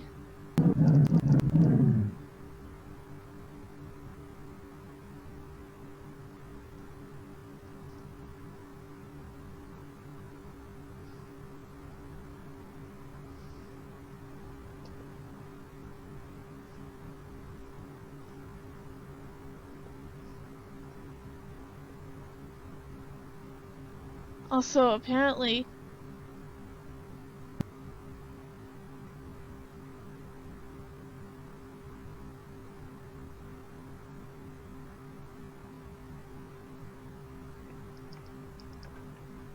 I'm just gonna...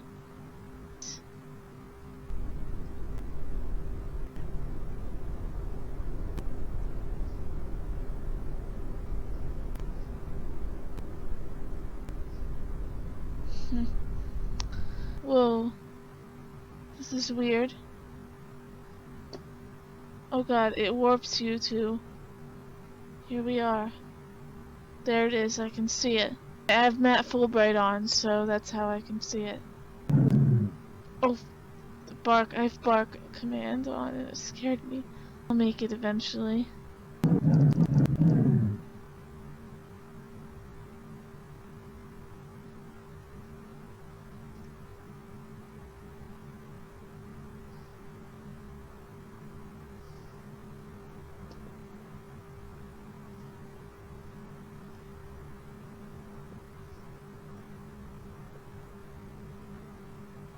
Also, apparently, if you walk back into this room after entering this hallway, it'll do the cutscene early. Oh god. This is still glowing. Okay, if I touch it, it goes back to normal. This is still glowing though. Okay. In the dark, creepy office, Stanley wandered all alone until he got attacked by a tiger.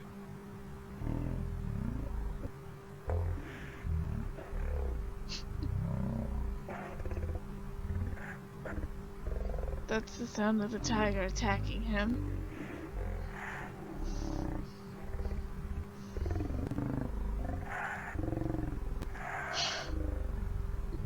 Oh my goodness.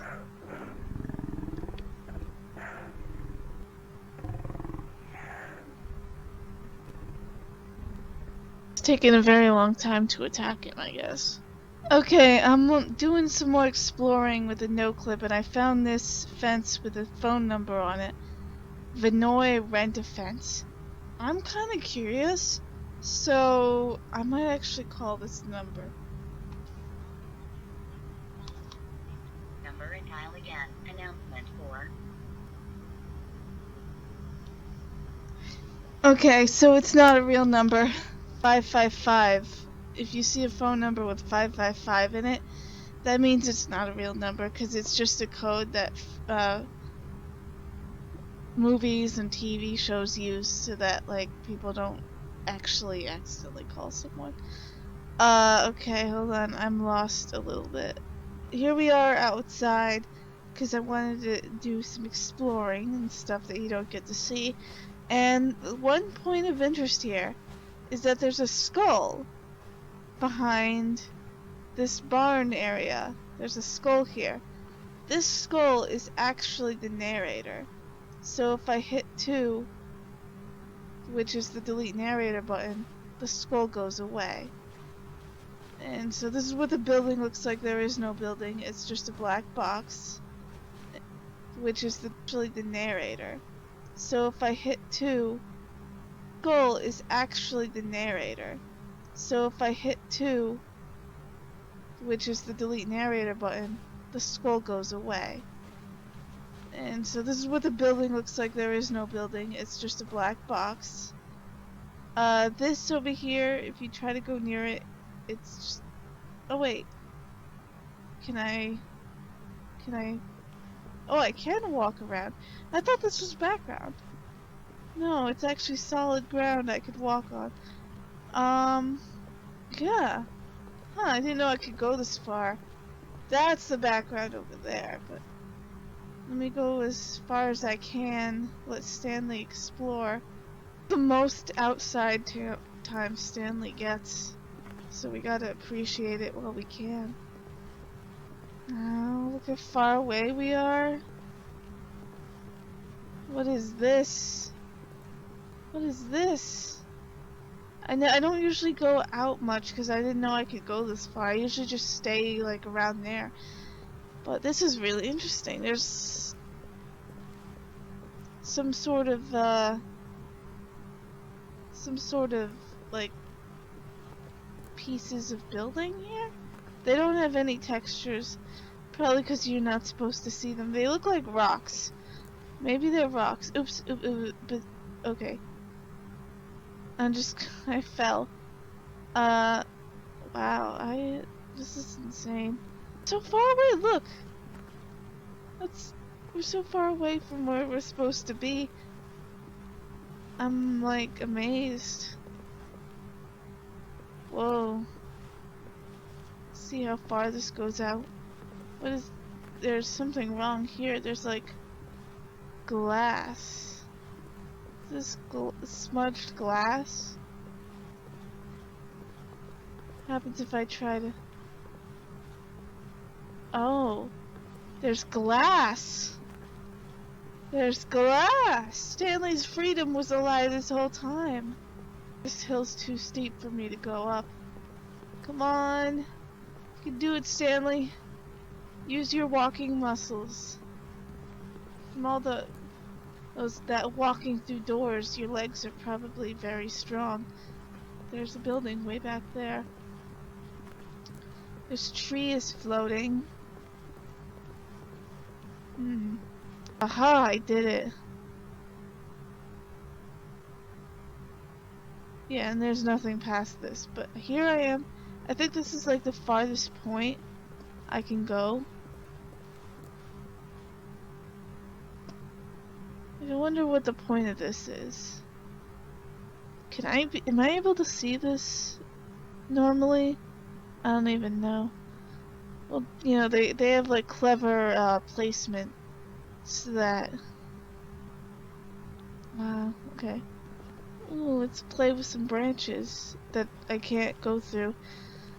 Want to shake the branches and make the leaves fall?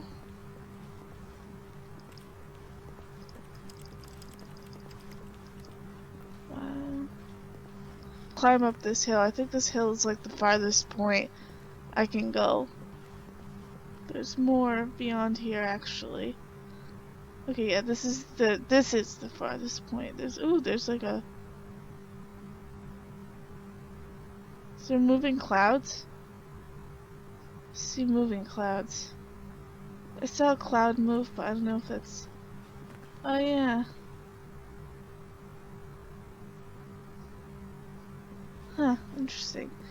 Map is huge. Ugh, I can't jump.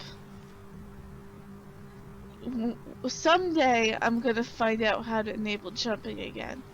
And when that day comes, this game isn't gonna know what hit it. No one has found out how to enable jumping. No one knows how they disable jumping. I want to jump so bad, but I can't. I'm gonna do some more exploring around here. Just kind of like show off these fences. I don't know what they're for. They're probably for decoration. Oh, a bird. Bird. This is the only other NPC. This is the only other visible NPC we see besides Stanley. Oh my god. Actual bird. Bird. Hello? Sorry.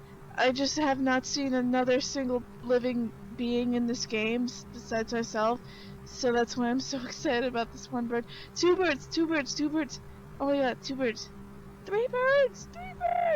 Ah! And they're modeled okay. I don't know, I can't tell because they keep moving, but...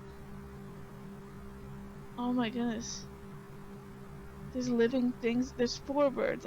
There's 5 birds. Probably more. That's all I can see. I'm so excited about birds. This is so hilarious. Let's go down here. And I have to be careful because if I get too close to there, it'll... Wait.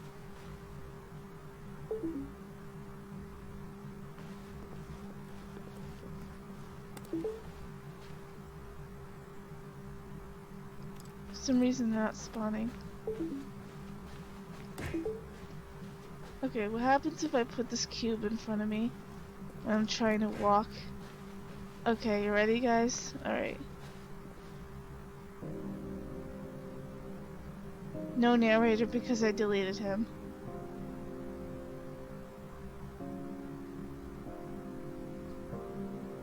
I just walk through it. I'm in the cube.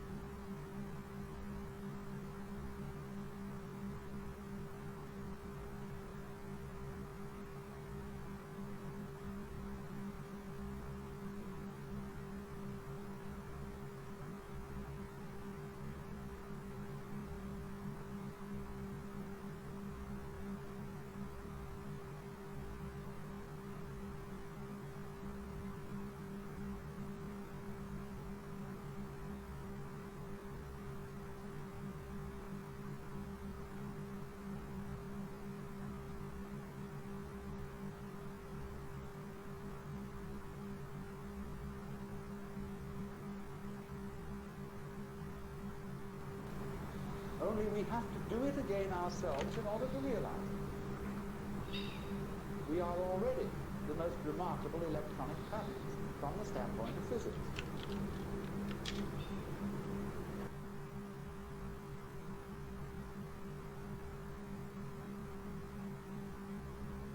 Information about what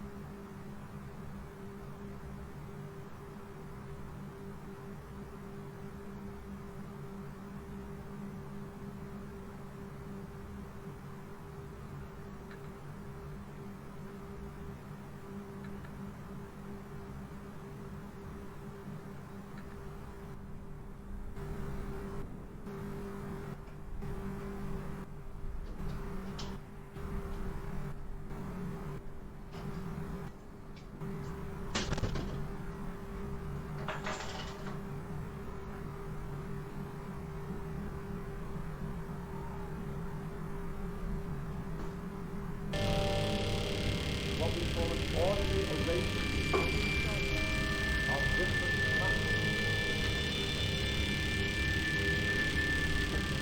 But again, we'll use the word, all of which are in order. That fact is all in order. It's almost like saying we recognize it, but we're not quite sure what it is. We recognize it as one. This is one great.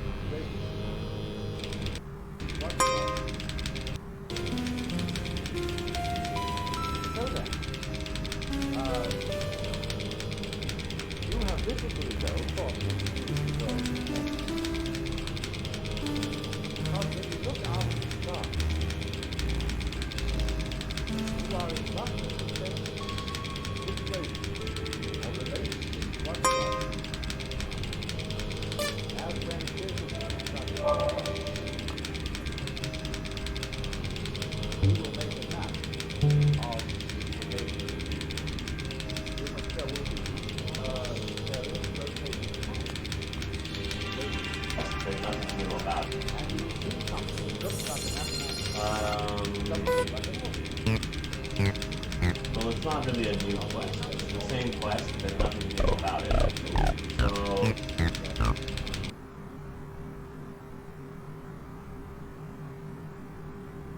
the thing is that I need to do a sound check.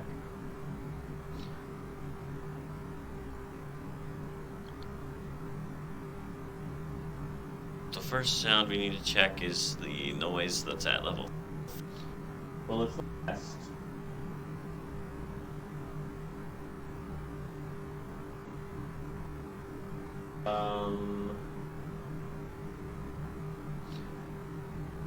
Reducing that one to level 20. Way up at max at least. Oh, forgot this one. There we go. The headset's all the way up at max. That needs to be at like about 23. There we go.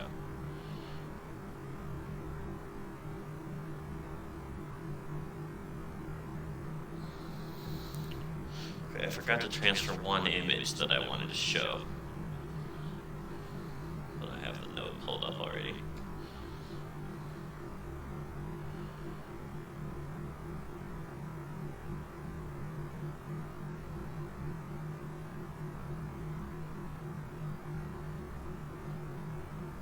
It's actually not all that problematic to have the camera's microphone and the headset microphone hearing me.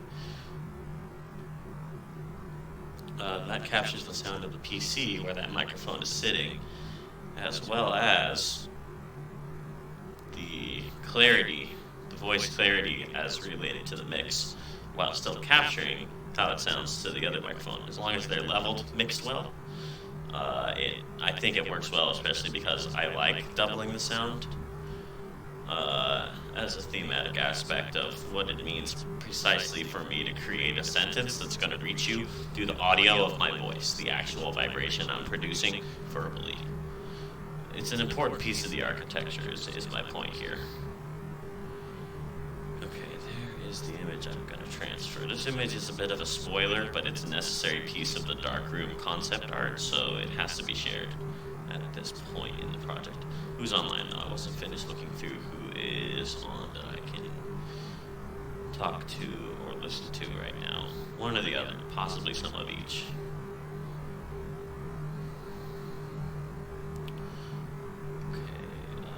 Image is copied, uploaded to the draft. This draft is specifically a list of instructions for the first version of the playable darkroom gameplay, or the first level of the game, essentially. The part in which the player begins the game, the very first time they begin it. This is where you start the whole game at, right there in the darkroom. So, uploading an image which gives away the original definition of what is the darkroom. In an abstract to mathematical, metaphysical way, what the darkroom is answered by this, but this information about the darkroom doesn't really actually spoil any of the mythos of the game. It only gives away the architecture, the objective information about what playing the game in the darkroom feels like and looks like, what the gameplay is, basically. This is an architecture concept document, basically.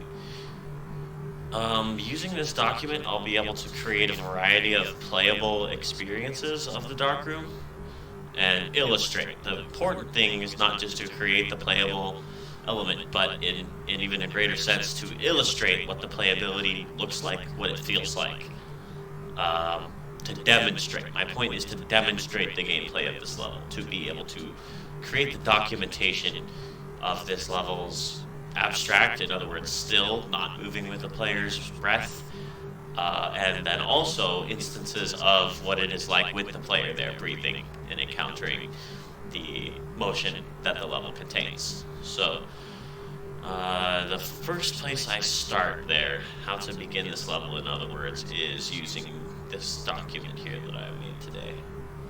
Let's make this big. I didn't look at the other one just yet today. There's not that many people on. Let me refresh. Maybe somebody signed on in the last 5 minutes I've been looking.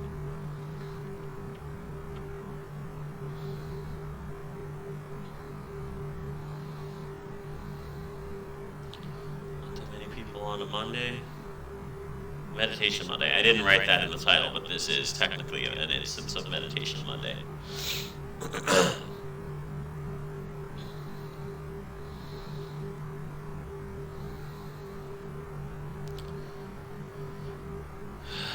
Okay, so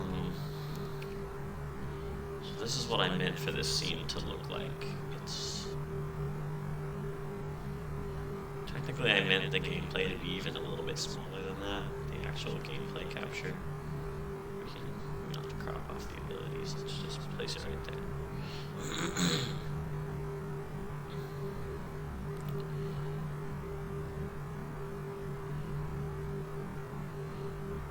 Alright, turn that one down. One thing I've observed is I prefer a much quieter level than most people that I watch. And there's a very specific reason for that, which is the range, the dynamic range that I intend to make use of at the end of the day is much different than a gaming, like a variety player stream. My intended final result is content we're going to listen to as meditation over a long term.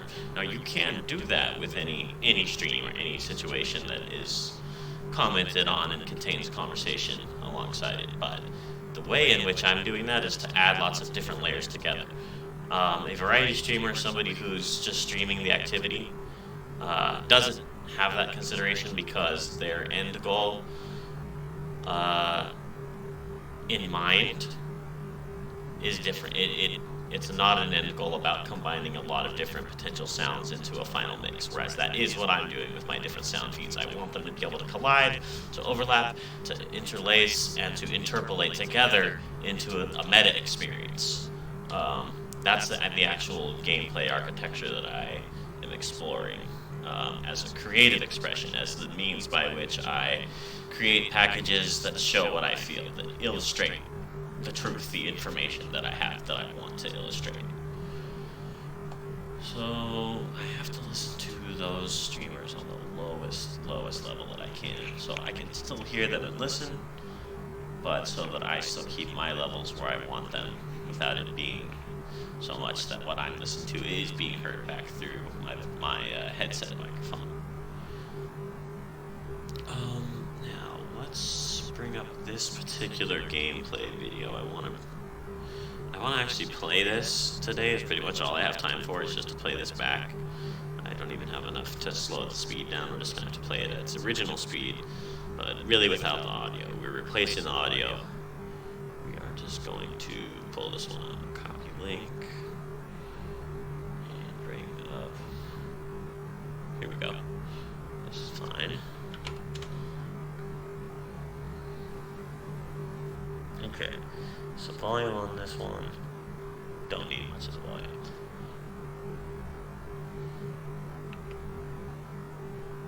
Just a couple ticks above 0. Next, what we're going to do with this is capture only the window by popping it out. And put it over there. Enlargement. Okay. I'll replay the skeleton song with this later. I'm not going to combine that activity into today. I have to plug in these devices because the batteries are low. Well, not this one. This one's okay.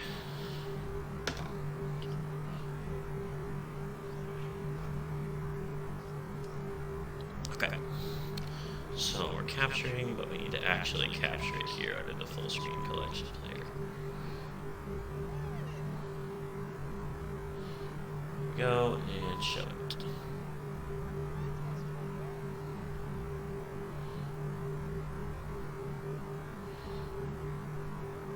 Okay.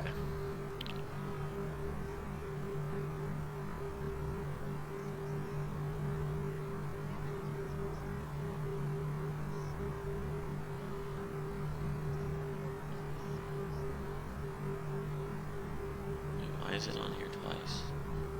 Why do I have 2 different scenes that are capturing this?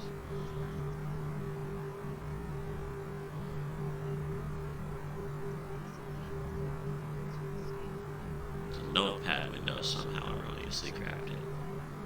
Wasn't supposed to happen.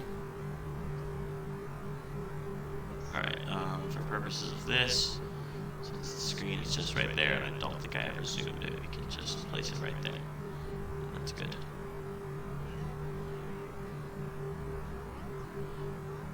Alright. So pretty much when that's over, I gotta end the stream. So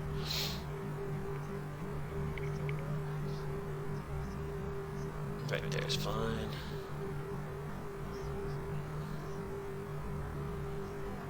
Actually, right there is actually a little bit better.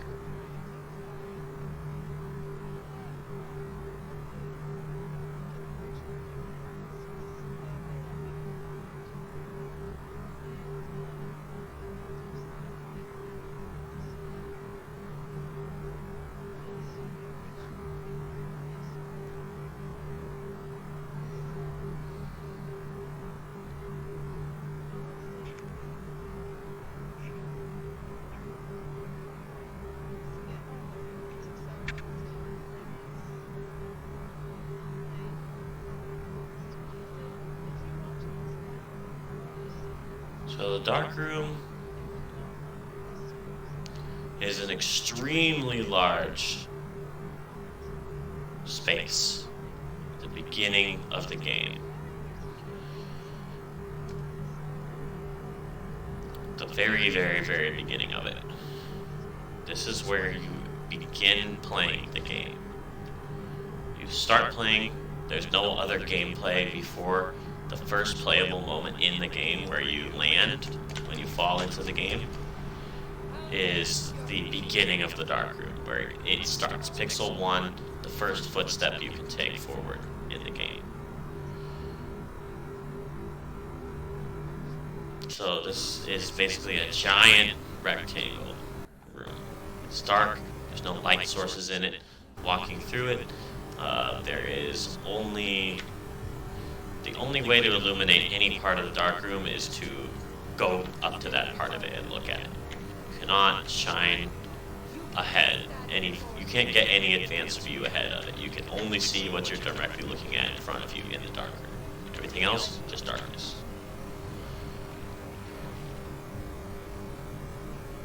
So the player in the darkroom here is going to ascend from the place, that pixel where the game starts.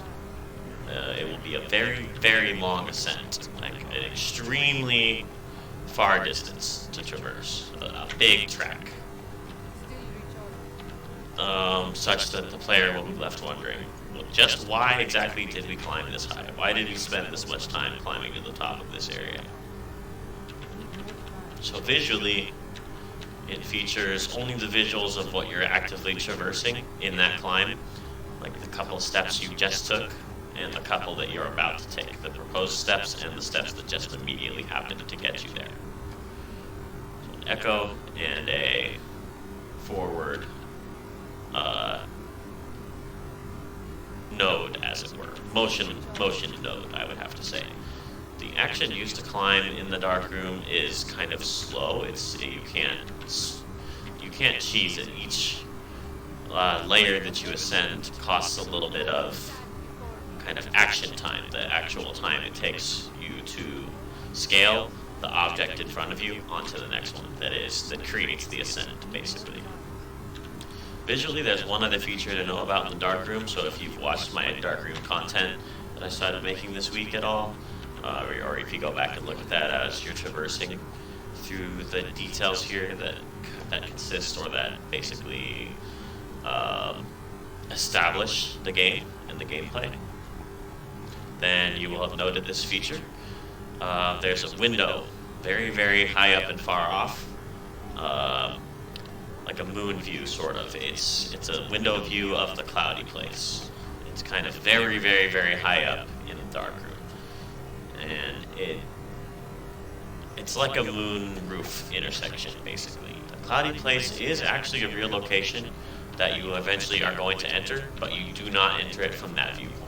Just seeing it there is something that contrasts the idea of what you're climbing and how you're climbing it to a fixed point, basically. It shows you where the cloudy place is up at the top. It is a fixed point, but we're never ever actually going to discover a walkway up to that opening point where you can see into the cloudy place. There doesn't appear to be any walkway or any approachable means of using the viewpoint there as a travel node, as a way to move through it, basically. Basically, in this game, in order to enter a location, you need an entry portal. You need to locate an entryway for it, and so this view of the cloudy place is it's not intended to be an entryway. I don't currently have any planned or theoretical means of gaining entry to it. Doesn't mean that might not be found later and added later, once you're in a different layer of the game, but at the very, very beginning, as this dark room exists right now, there's no exit out of this moon view. It's just a view.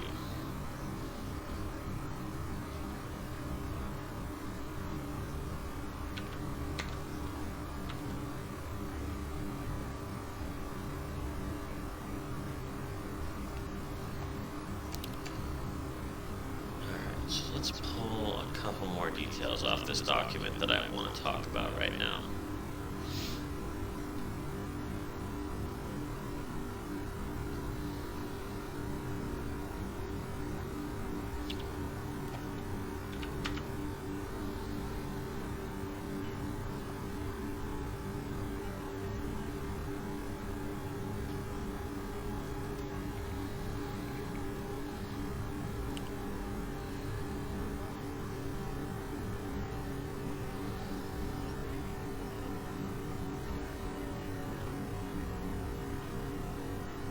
So encountering the dark room spawns some of the initial questions that, oh shit. There we go. Escape the fucking molten circles. So the questions, the beginning questions that you spawn into the game with, basically, or that spawn into the game because you spawn into it. How big is this place is the primary question that is invoked. How big could this place gradually be is an implied question in that one. How did I get here? Where is this leading? What is my purpose? Who are you? What is your purpose? Where did you come here from? Where are you going? The implied player's own questions are actually seen here as text that is situated along the climb. Basically, messaging that's been left there by the architect. So, while there is a UI for conversation and there is going to be narrator presence and character interaction through Convo, through choices you select during conversation, the dark room starts with messaging that's embedded in the architecture. The text appears in your view of what the dark place is as you're walking through it.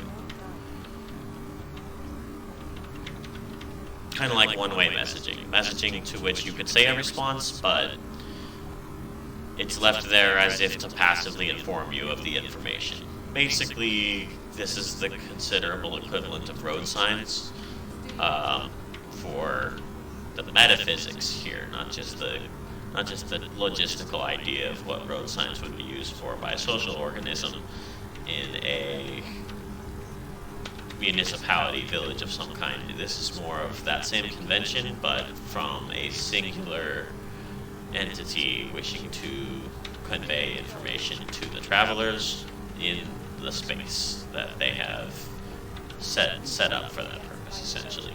It's messaging that is meant to be a guide, but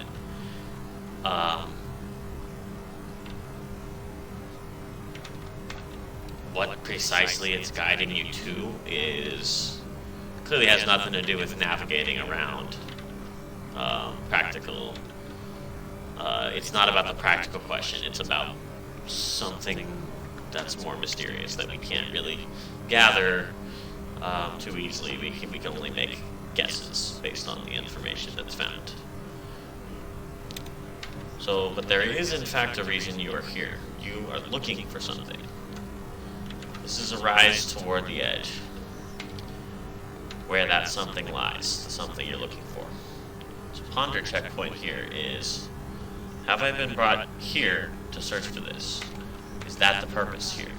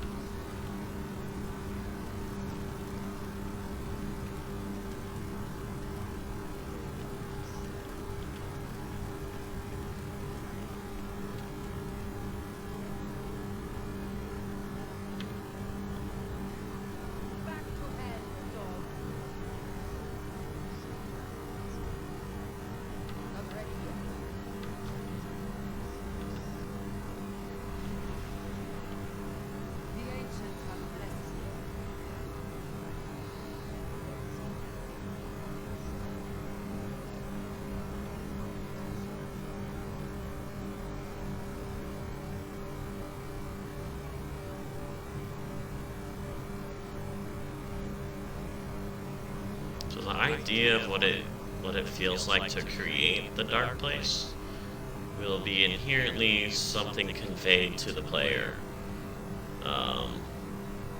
through the act of traversing it. A viewpoint of the act of creating it is going to be shown. Essentially, the information contained by walking the path that was created, metaphysically, it speaks to you.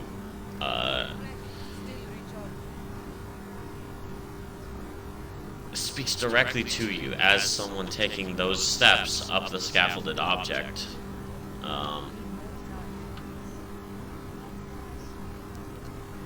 It's kind of like the metaphysics of a mirror. You're in the place where the information is, and you are interacting upon it. You are upon the conveyance. You're upon what's being conveyed. You're standing on it, and you're ascending up it from each point upon which you stand.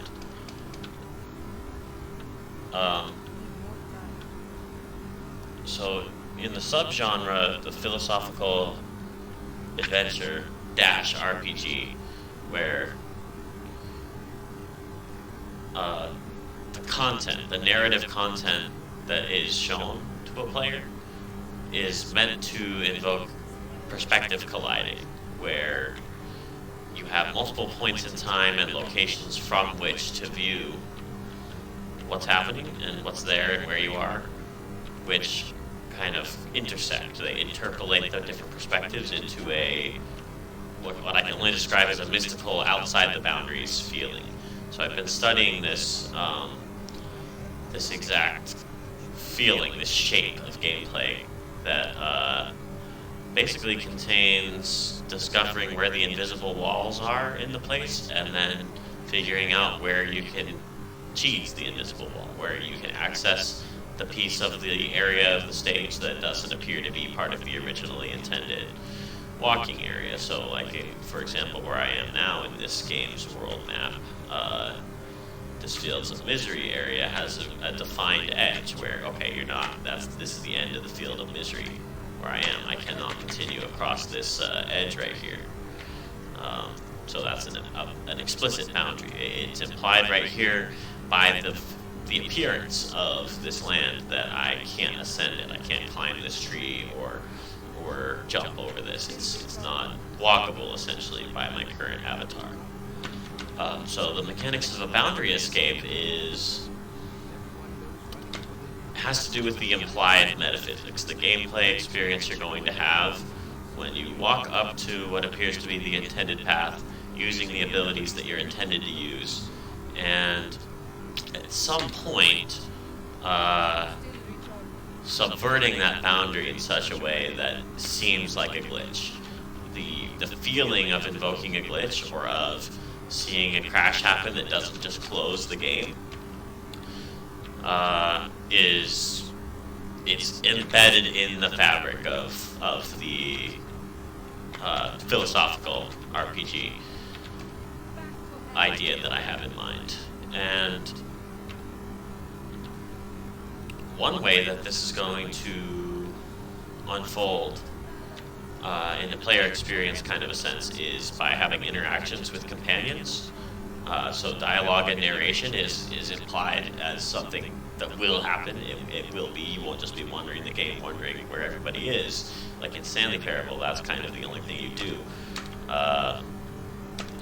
But in an RPG style of game, you have progressing interactions with companions, with characters, whose involvement with you in the place has to do with why they are there in that place. What is their intersection with you as the person now experiencing the location is essentially where companions intersect with the concept of an intended or like a built-in obvious logical pathway that goes with the architecture that you're in. And then, so how does that interact with discovering that you can actually enter some place that looked impassable, or vice versa. You see an invisible wall and then understand what exactly is wrong, and the way in which the wall itself becomes a membrane for you to pass through rather than just a barrier stopping you.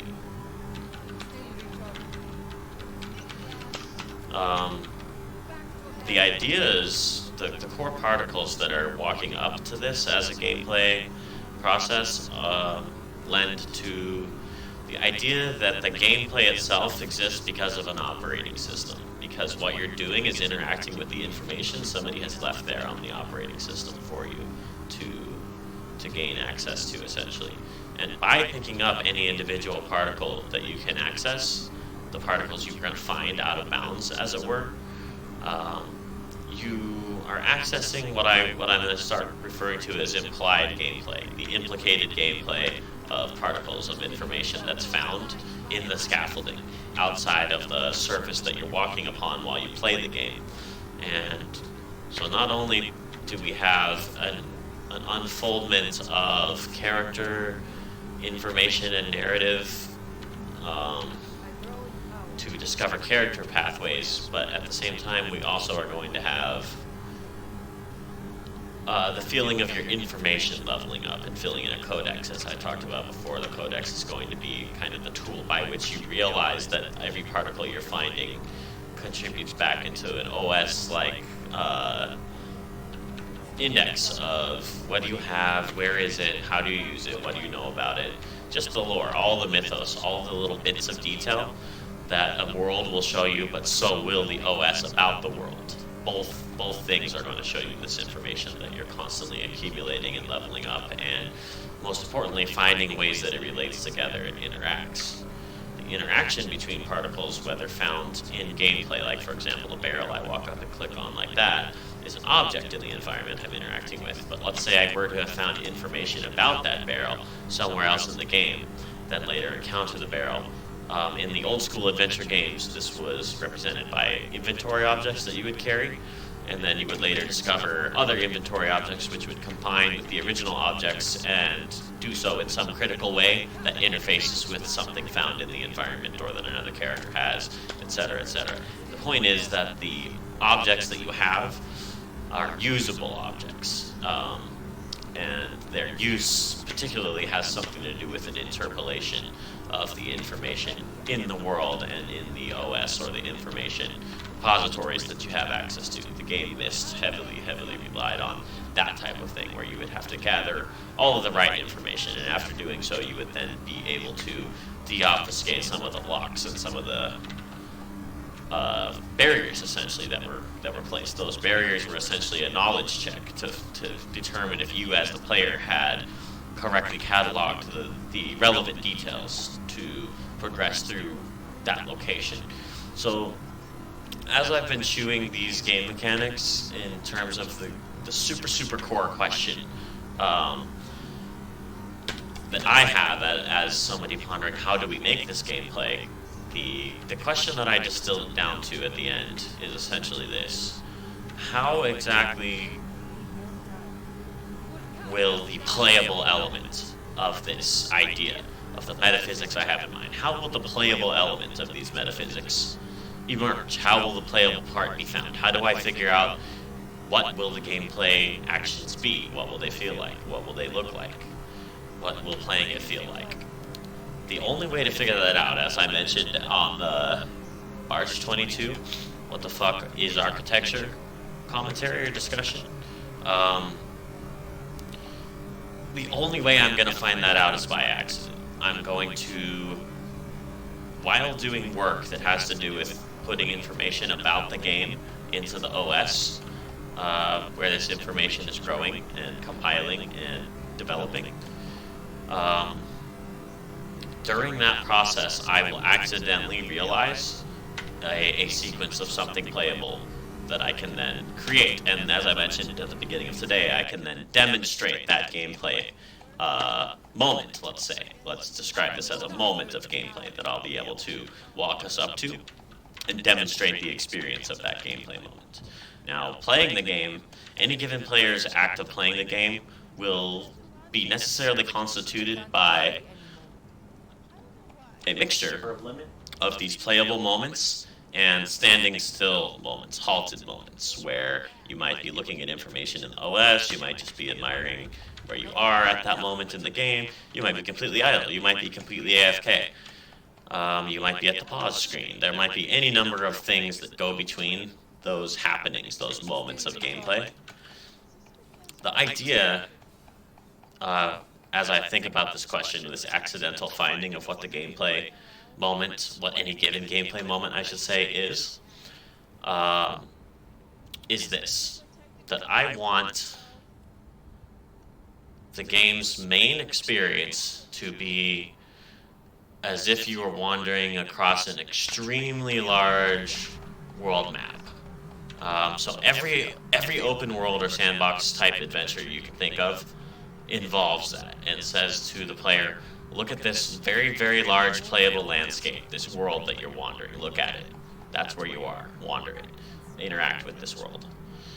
So in pondering the gameplay available in the world of Azeroth, you notice how you're free to try to walk from the very, very bottom of that world map to the very top. You can go all the way across it on foot, slowly, and you can even choose a slower walking if you want to.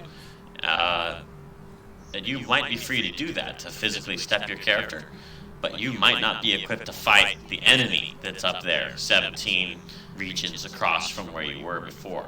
So the game asks you to translocate, but it also asks you to equip yourself and, develop abilities, iterate your abilities, as it were, and push them upward in some critical way, which advances you, like climbs you up a step into the next part of the gameplay. So for that to work at all, it means that you're much, much weaker than the monsters you're eventually going to see when you keep on walking a really, really, really, really long amount of time and you take an incredibly long field trip. And you find yourself wondering, well, just why the hell did I spend all this time walking all the way over here? What was the purpose of it?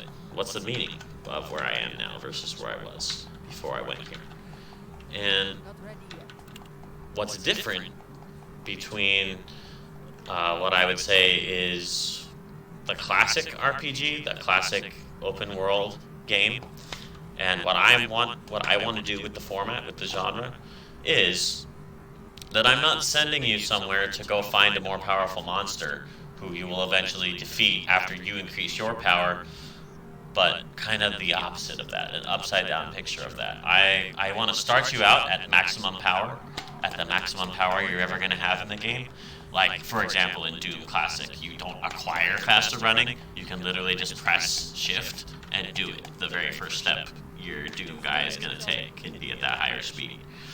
But critically give you the decision of which movement speed to use, which abilities to use. And even more critically, give you access to information, but maybe not have the blanks in the OS system of what you know about any given aspect filled in. You know it exists, but you might not know what it's called yet. Then later, eventually, you're going to discover something in the gameplay, which then updates that element in your codex with what it's called, and you're going to gain more information, which doesn't change the way you can use your abilities. It just gives you more insight as to where you might try using the ability. What you might end up doing with it is going to be influenced by that information that you uncover. But you have the ability already. You could do it if you had played through previously and you already know what to do. You're going to go and do that without... The game doesn't force you to go and unlock the information before you can use it, in other words. So the intricacy of the meta-adventure part of it is specifically in that, in how I want a player to start with full capabilities and have a lot of interesting movements and abilities to use with those movements and with those tools for moving around, and be given the freedom of what to do. And so going around the game, you could gather hints and clues and information, or you could also just try things. It's possible 100% to brute force, as it were, your way through any given part of the game that can be walked through. You might stumble upon a way of using an ability that the game hadn't yet told you to do or how to use, but you figure it out. You accidentally do something that you're totally able to do. The game is not going to give you a tutorial on doing that, but it's going to provide situations where you can realize things that can be done with your character's movement abilities. And so the goal isn't to gain more points on a strength bar to make you more capable of destroying the strong enemy who would just one-shot you if you didn't first level up those skills and gain the talents you were going to use to fight them. Instead, it presents a very, very large space which has continuities and congruities that are not only some of them just subtle, but some of them are completely hidden underneath multiple layers of the game that you have to enter from different entry points, then cross after that other entry point, cross all the way back several regions to one of the earlier areas and discover its interaction with the original place you were when you first pondered, how do I go there? What's that corner of this area? And realizing how to get to it is you had to enter from 3 regions further than where you were at that moment, and then enter a critical layer in that place, and then cross backward toward the original place in order to access it. That kind of thing. Layer interpolation. Essentially, layer interpolation is going to happen in a way that's not like, oh, is your character level 1? Did he just start, or is he level 100? Has he been traveling up and grinding up his power? That question's not relevant at all, because it's not character power or character progression that we're displaying in the game here. In the meta-adventure sense, in the RPG sense, we are leveling something up, but it's the environments, it's the things you're interacting with that are becoming unfolded and iterating, as it were. It's not you. You yourself are a fixed entity with no change or iteration. What you do in the world iterates. Specifics, very particular things get iterated. So there's going to be like an example of accumulations, like choosing to complete a level and start back at the beginning of it. There's going to be specific completions that you can do which will increase the power level.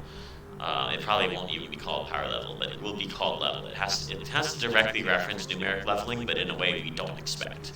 That's not attached to a character's ego or persona, but rather to your copy of the OS, essentially. Kind of like having a spell that has leveled up in your inventory, but instead of the spell, it's just literally that place in the game, like the dark place. So those aspects of unfolding the information as you play and relating that to what the world is, not what you as an ego are, is going to accomplish the perspective colliding, where you feel the impact of multiple different places and character perspectives at once, and they thread through in a way, and they kind of relate to each other in a way that is very, very complete and kind of like lifting you into that mystical feeling of being outside the original boundary in a way that's extremely compelling and awe-inspiring.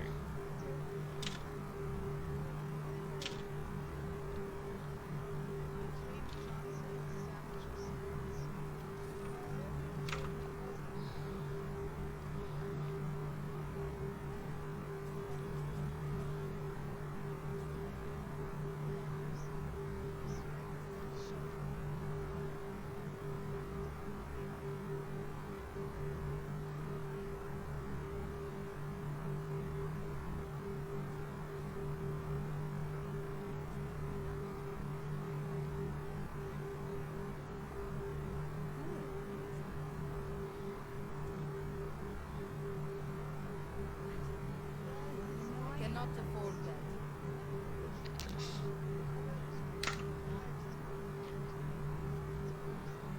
I'll finish the IK.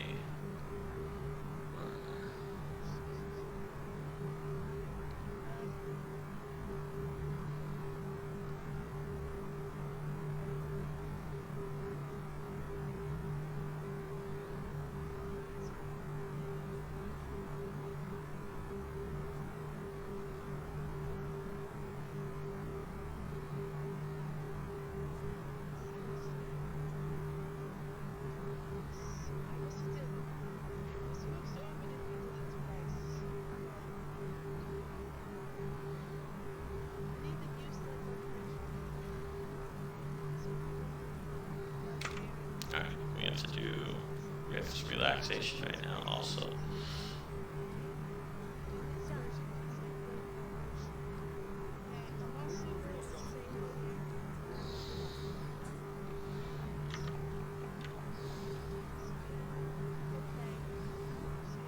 So I was considering making the first version of the Darkroom inside of the Doom 2 map system, but the logistics of that is questionable because I'm going to be making an enormous place. And so to do that in the Doom map system, I'm just predicting because I haven't gone and looked at it. I wouldn't really know this till I try, but this is what I'm predicting, is I won't be able to make it as large and as tall as I want, because the idea of ascending in the Darkroom is that you are going to go up, up, up, and up, and when you think you've gone up as far as you can go, you turn an elbow, and you continue going up. So the metaphysics of this object is that its verticality is not sensical. The verticality that it presents is somehow super infinite. You could theoretically climb so many more times higher than the object appears to be from any vantage point within it. So, like in the Adventure Line path in Stanley Parable, there's one spot in the little office elbowway right before you encounter the fern, where you can turn around one of the pillars in the file cabinets room, and there's an extra hall in there that metaphysically you portal into it essentially, and it can't be contained within the shape of that room as seen up to that point. You turn the corner though, and you're in a differing hallway that doesn't belong there in essence. You've gone somewhere that doesn't technically belong in the architecture that you're currently inhabiting. That's the idea for the Darkroom, only like times 100,000.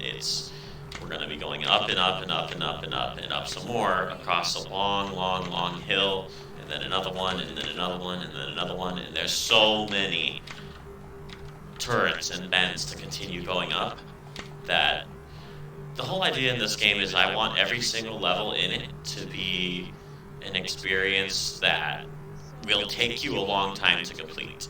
And once you've completed it, once you've canvassed the completion of it,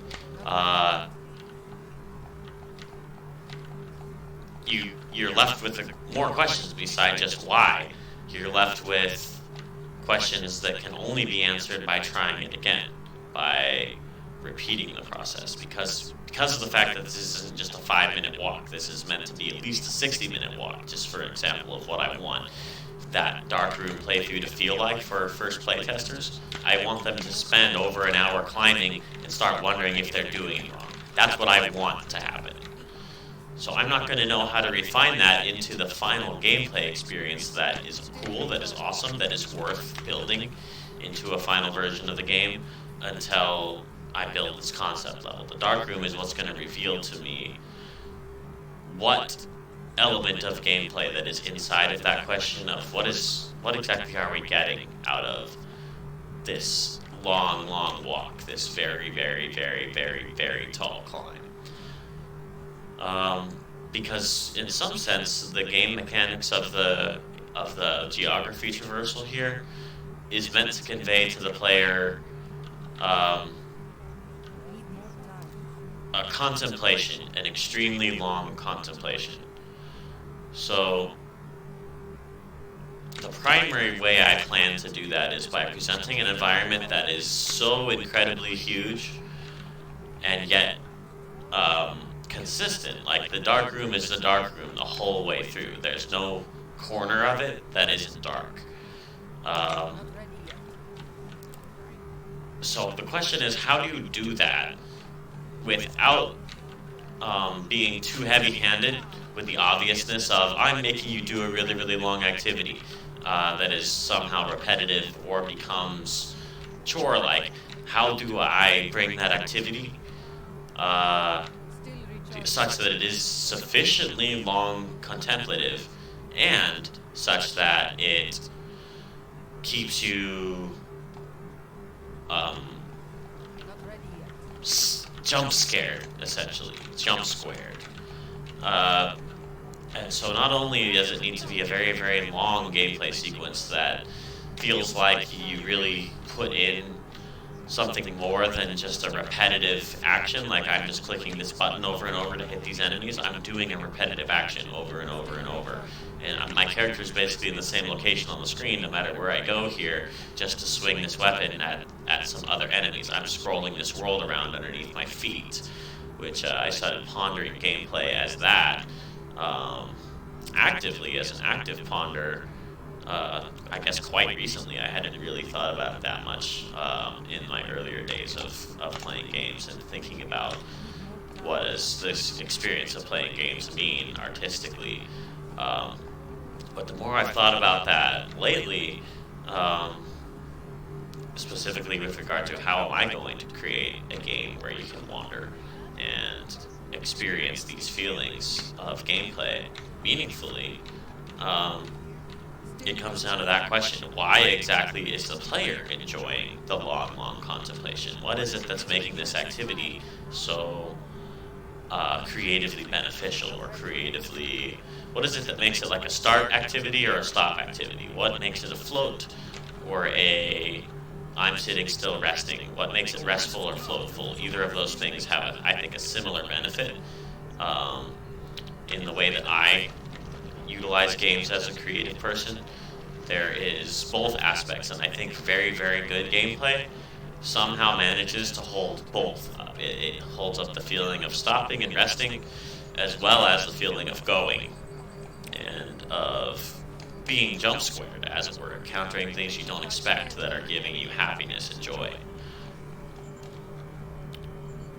So I don't know the answer. I can't claim to know the answer to that inquiry. I'm revealing the question as basically the checkpoint of where I am at in the process of pondering game making and pondering my role as a meditation game maker or a meditation stream maker, any kind of maker whose intent is to create something awesome so that people can experience it. Because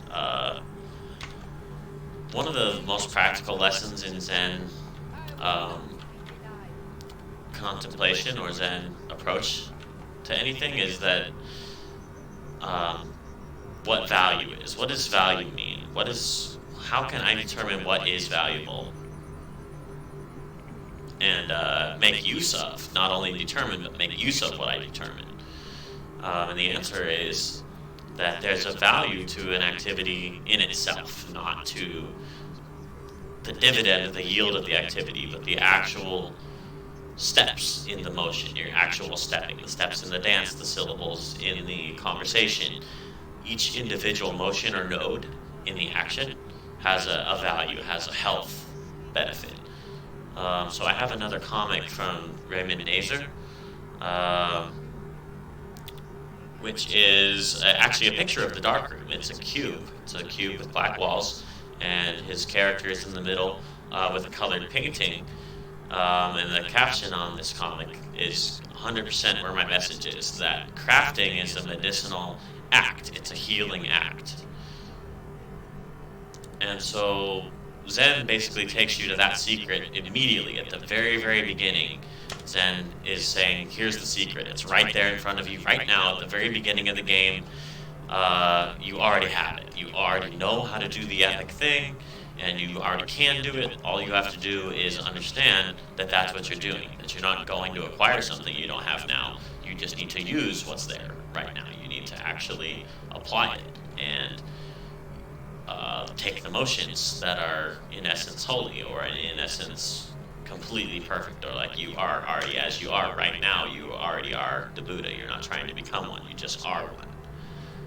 That's basically what Zen is saying in the artistic sense, in the creativity sense. It's the creation's right there already. It's right in front of you. You already contain it.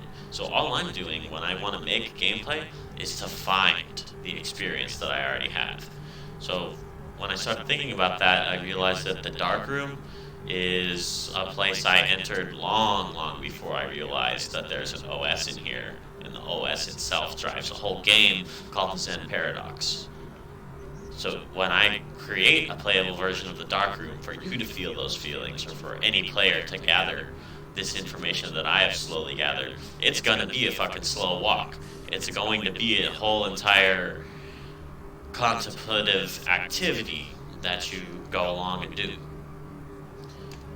And there's not, to a certain extent, there's not a perfect way I can present that activity to you in a way that you will not interpret as overly repetitive or requiring you somewhat arbitrarily to engage in a very drawn-out repetition of activity. But the whole companion interaction thing that the game contained, so you can interact with characters in this mythos and ask questions and converse, in essence, is, I think, the main thing that's going to convert what's originally your first 1 hour walk up through the room into something that you're going to deeply enjoy when you start interacting with narrators and with companions in these situations on your way up. And when you discover the layer where the interaction has become something more than just walking up each step of the climb, the reconciliation of that feeling with the original contemplative action that took you there, that was kind of the prerequisite to the one that has the companion interaction in it. The relation of those two means that the experience in this game is necessarily slower than other games, but in such the way that the feeling of its levels being so large and literally requiring a non-skippable long path, to where if people were to be encouraged to speedrun, there would be some meaningful aspect of that is, well, you're not necessarily trying to 100% this level on your way up in the speedrun, but you are trying to, as efficiently as possible, walk along the nodes of motion that it presents to you, whilst covering all of them in a way that allows you to complete the stage without having to stop for any optional standing still. So it basically has to offer you an interchange between stand still and progress, without forcing your progression to be extremely slow. If you're choosing progress, let the player do that. Let the player continue onward if that's what they want to do. It's just, let's walk all the way through this. So I'm still working on this idea of exactly how this would work, how I could even do this, like how doable is this in the sense of programming, to observe a player's intended pace and kind of let them go faster if they want to, but to not assume that that's what they want. How do we interpret what the player wants to do without overly planting a desired or a preferred way, but while still kind of clearly intending a particular way, with offered, here's alternate places you could step onto, and they didn't really do anything for you other than changing the way your view looked, etc. Providing optional stepping points and ones that were the absolutely essential ones. If you were to just click to the next node over and over, that would be one path, and then here's a bunch of optional nodes you didn't choose along the way, but you might want to choose next time. That's the core, I would say, the core variation inside of this kind of gameplay, so that I'm not forcing you to take 10,000 steps just to complete the dark room, but I could present a 10,000 step path to the dark room, which might somehow be way, way more enjoyable if you're a slow player like I am. Do I necessarily want you to enjoy it as much if you take the less steps path? Yeah, I want you to have the game carry you into the enjoyment you're trying to be carried into. It's kind of like the metaphor of sailing in wind. So I want to create the wind, and then you have a variety of different ways to try and catch it and ride in it, essentially. And Journey does such a good job of having that, because you're allowed to level up your flying power, and then you're further able to get different flying power charging if you specifically go two-player and you plan to play with somebody and you align with them and get in the same place. You can play that game particularly enhanced by flying two-player. So I want to incorporate that feeling of allowing the player to approach areas that are clearly approachable but that maybe aren't obviously approachable by the intended path. There has to be a variety of locations which you can see that aren't obviously approachable, but that appear to contain some kind of an approach that you're going to need to learn how to get to, how to reach it in essence. optional nodes versus the literal nodes that are going to carry you up to the, I would say, the intended end point of the level, the place where you finished the level and you've completed the walk through it.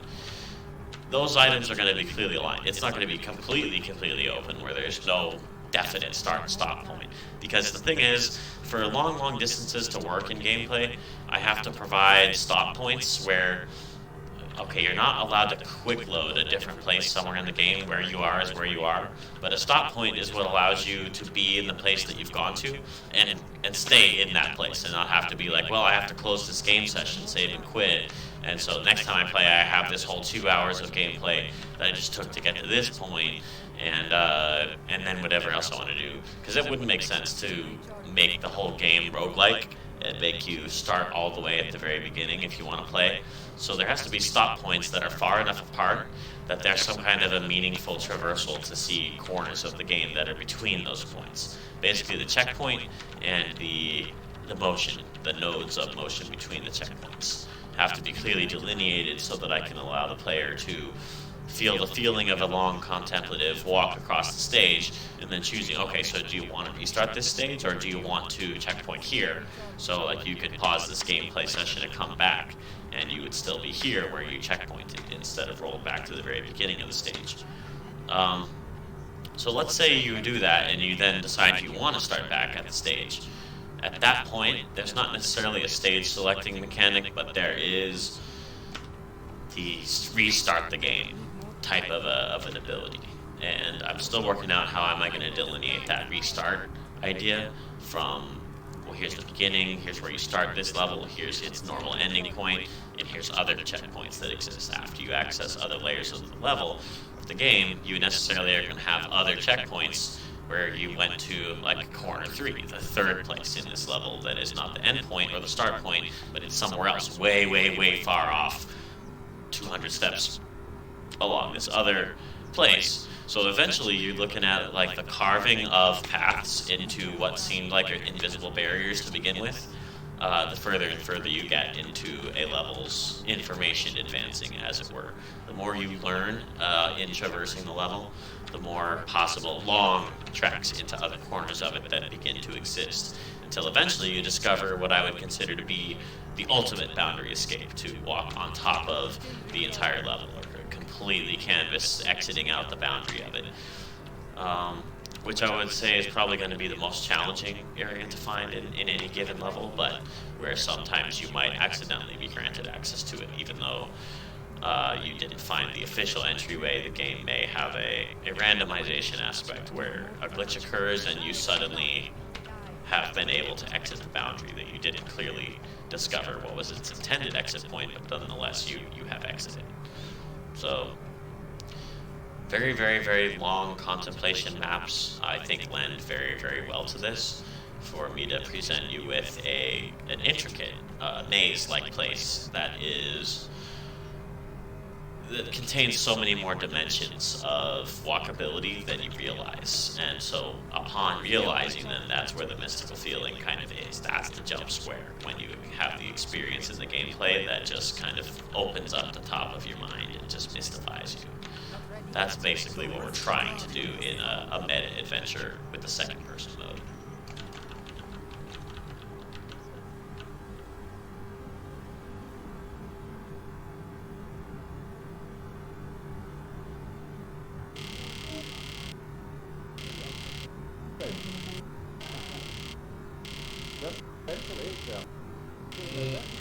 In order for that to be super. The integration in such a way that we find it not only has some difficulty with grasp, but there is difficulty even for the organized mind. The integration in such a way that we find the layer system. Basically, how the game can be both exciting and slow and contemplative is the jump square. Jump squares is the way that happens, and Stanley Parable got really good at offering that to a player who wanted to keep on trying all of its different areas in different ways. Basically, you had to already want to in order for that to be super compelling, but that's the question underneath all the gameplay I'm going to explore. The totality of selection square by a sweeping motion, like the glance of our eyes. Well, it takes time to transferize something and register what's there. You want to remember it constantly. So what we're saying is that the intelligence of the system is more intelligent than any individual consciousness. But of course, as a living organism, you are much more of the consciousness in this scanning sense. Because you certainly don't erase it, especially if you don't explain it that much. That's something that you can grow. Or we could put it this way, that the intelligence is the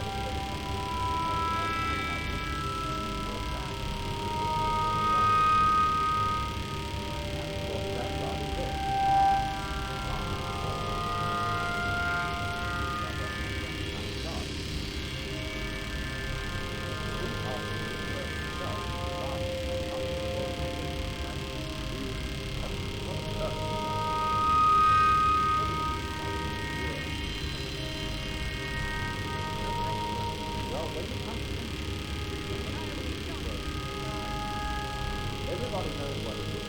It's very good. But you know what love is. Just try it. You know what it is.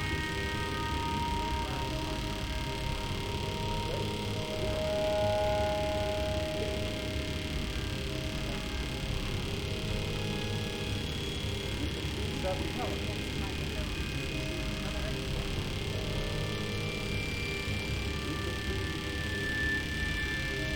Effectively as what we call an orderly arrangement of different assumptions. But again, we're using words, all of which are precise.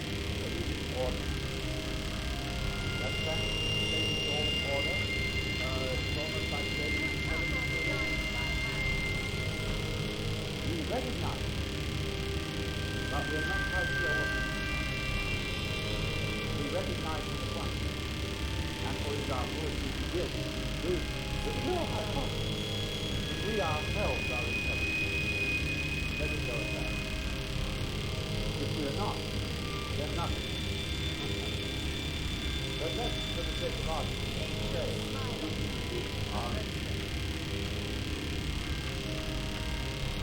now, if that is so, yes, the environment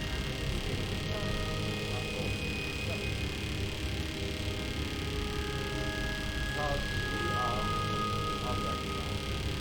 And I don't feel like how you can have intelligence.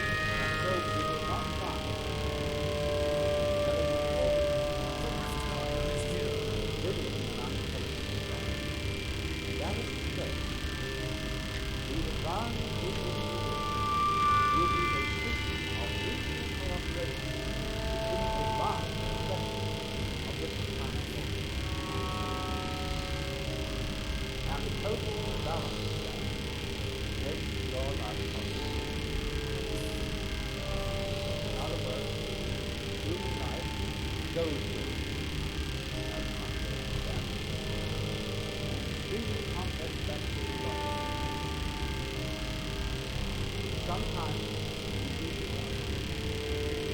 but most of the time, by which policy, which design, which methods of reproduction, all these best utilization are the with not sine qua non of there being blood and veins and bones and intestines and all that kind of thing. That's only the bacteriological in addition to that, there's a word of insect. But the insects are human cells. They are the good cells. Because the why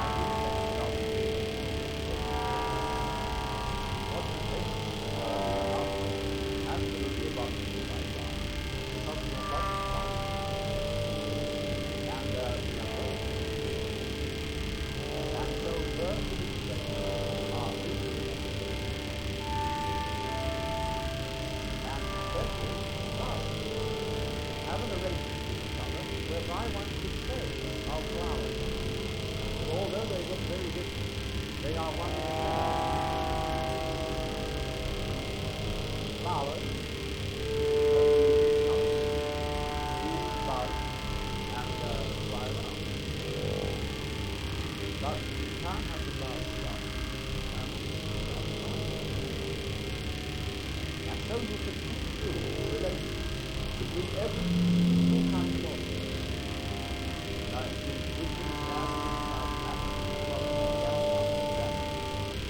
On and on and on.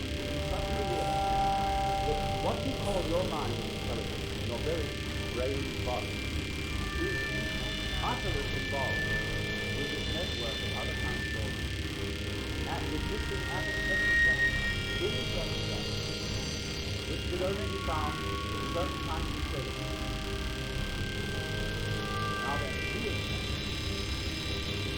should give every technology because we can't go running to that situation unless we know very well how to give penicillin without destroying all the plants. I can build them up. So this is why in the Taoist Chinese and the relationship they set up fundamentally something called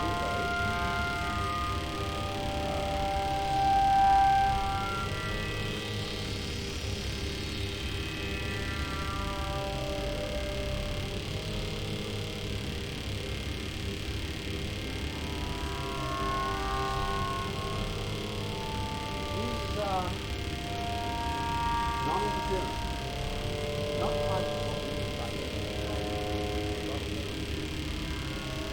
That is to say, when you act upon you can't help it. There's no way you can isolate yourself. Every time you breathe, you interfere. But the art of Wu Wei is that when you interfere, you endeavor to do so by going with the grain. Otherwise, it's not a good word, sitting with the grain.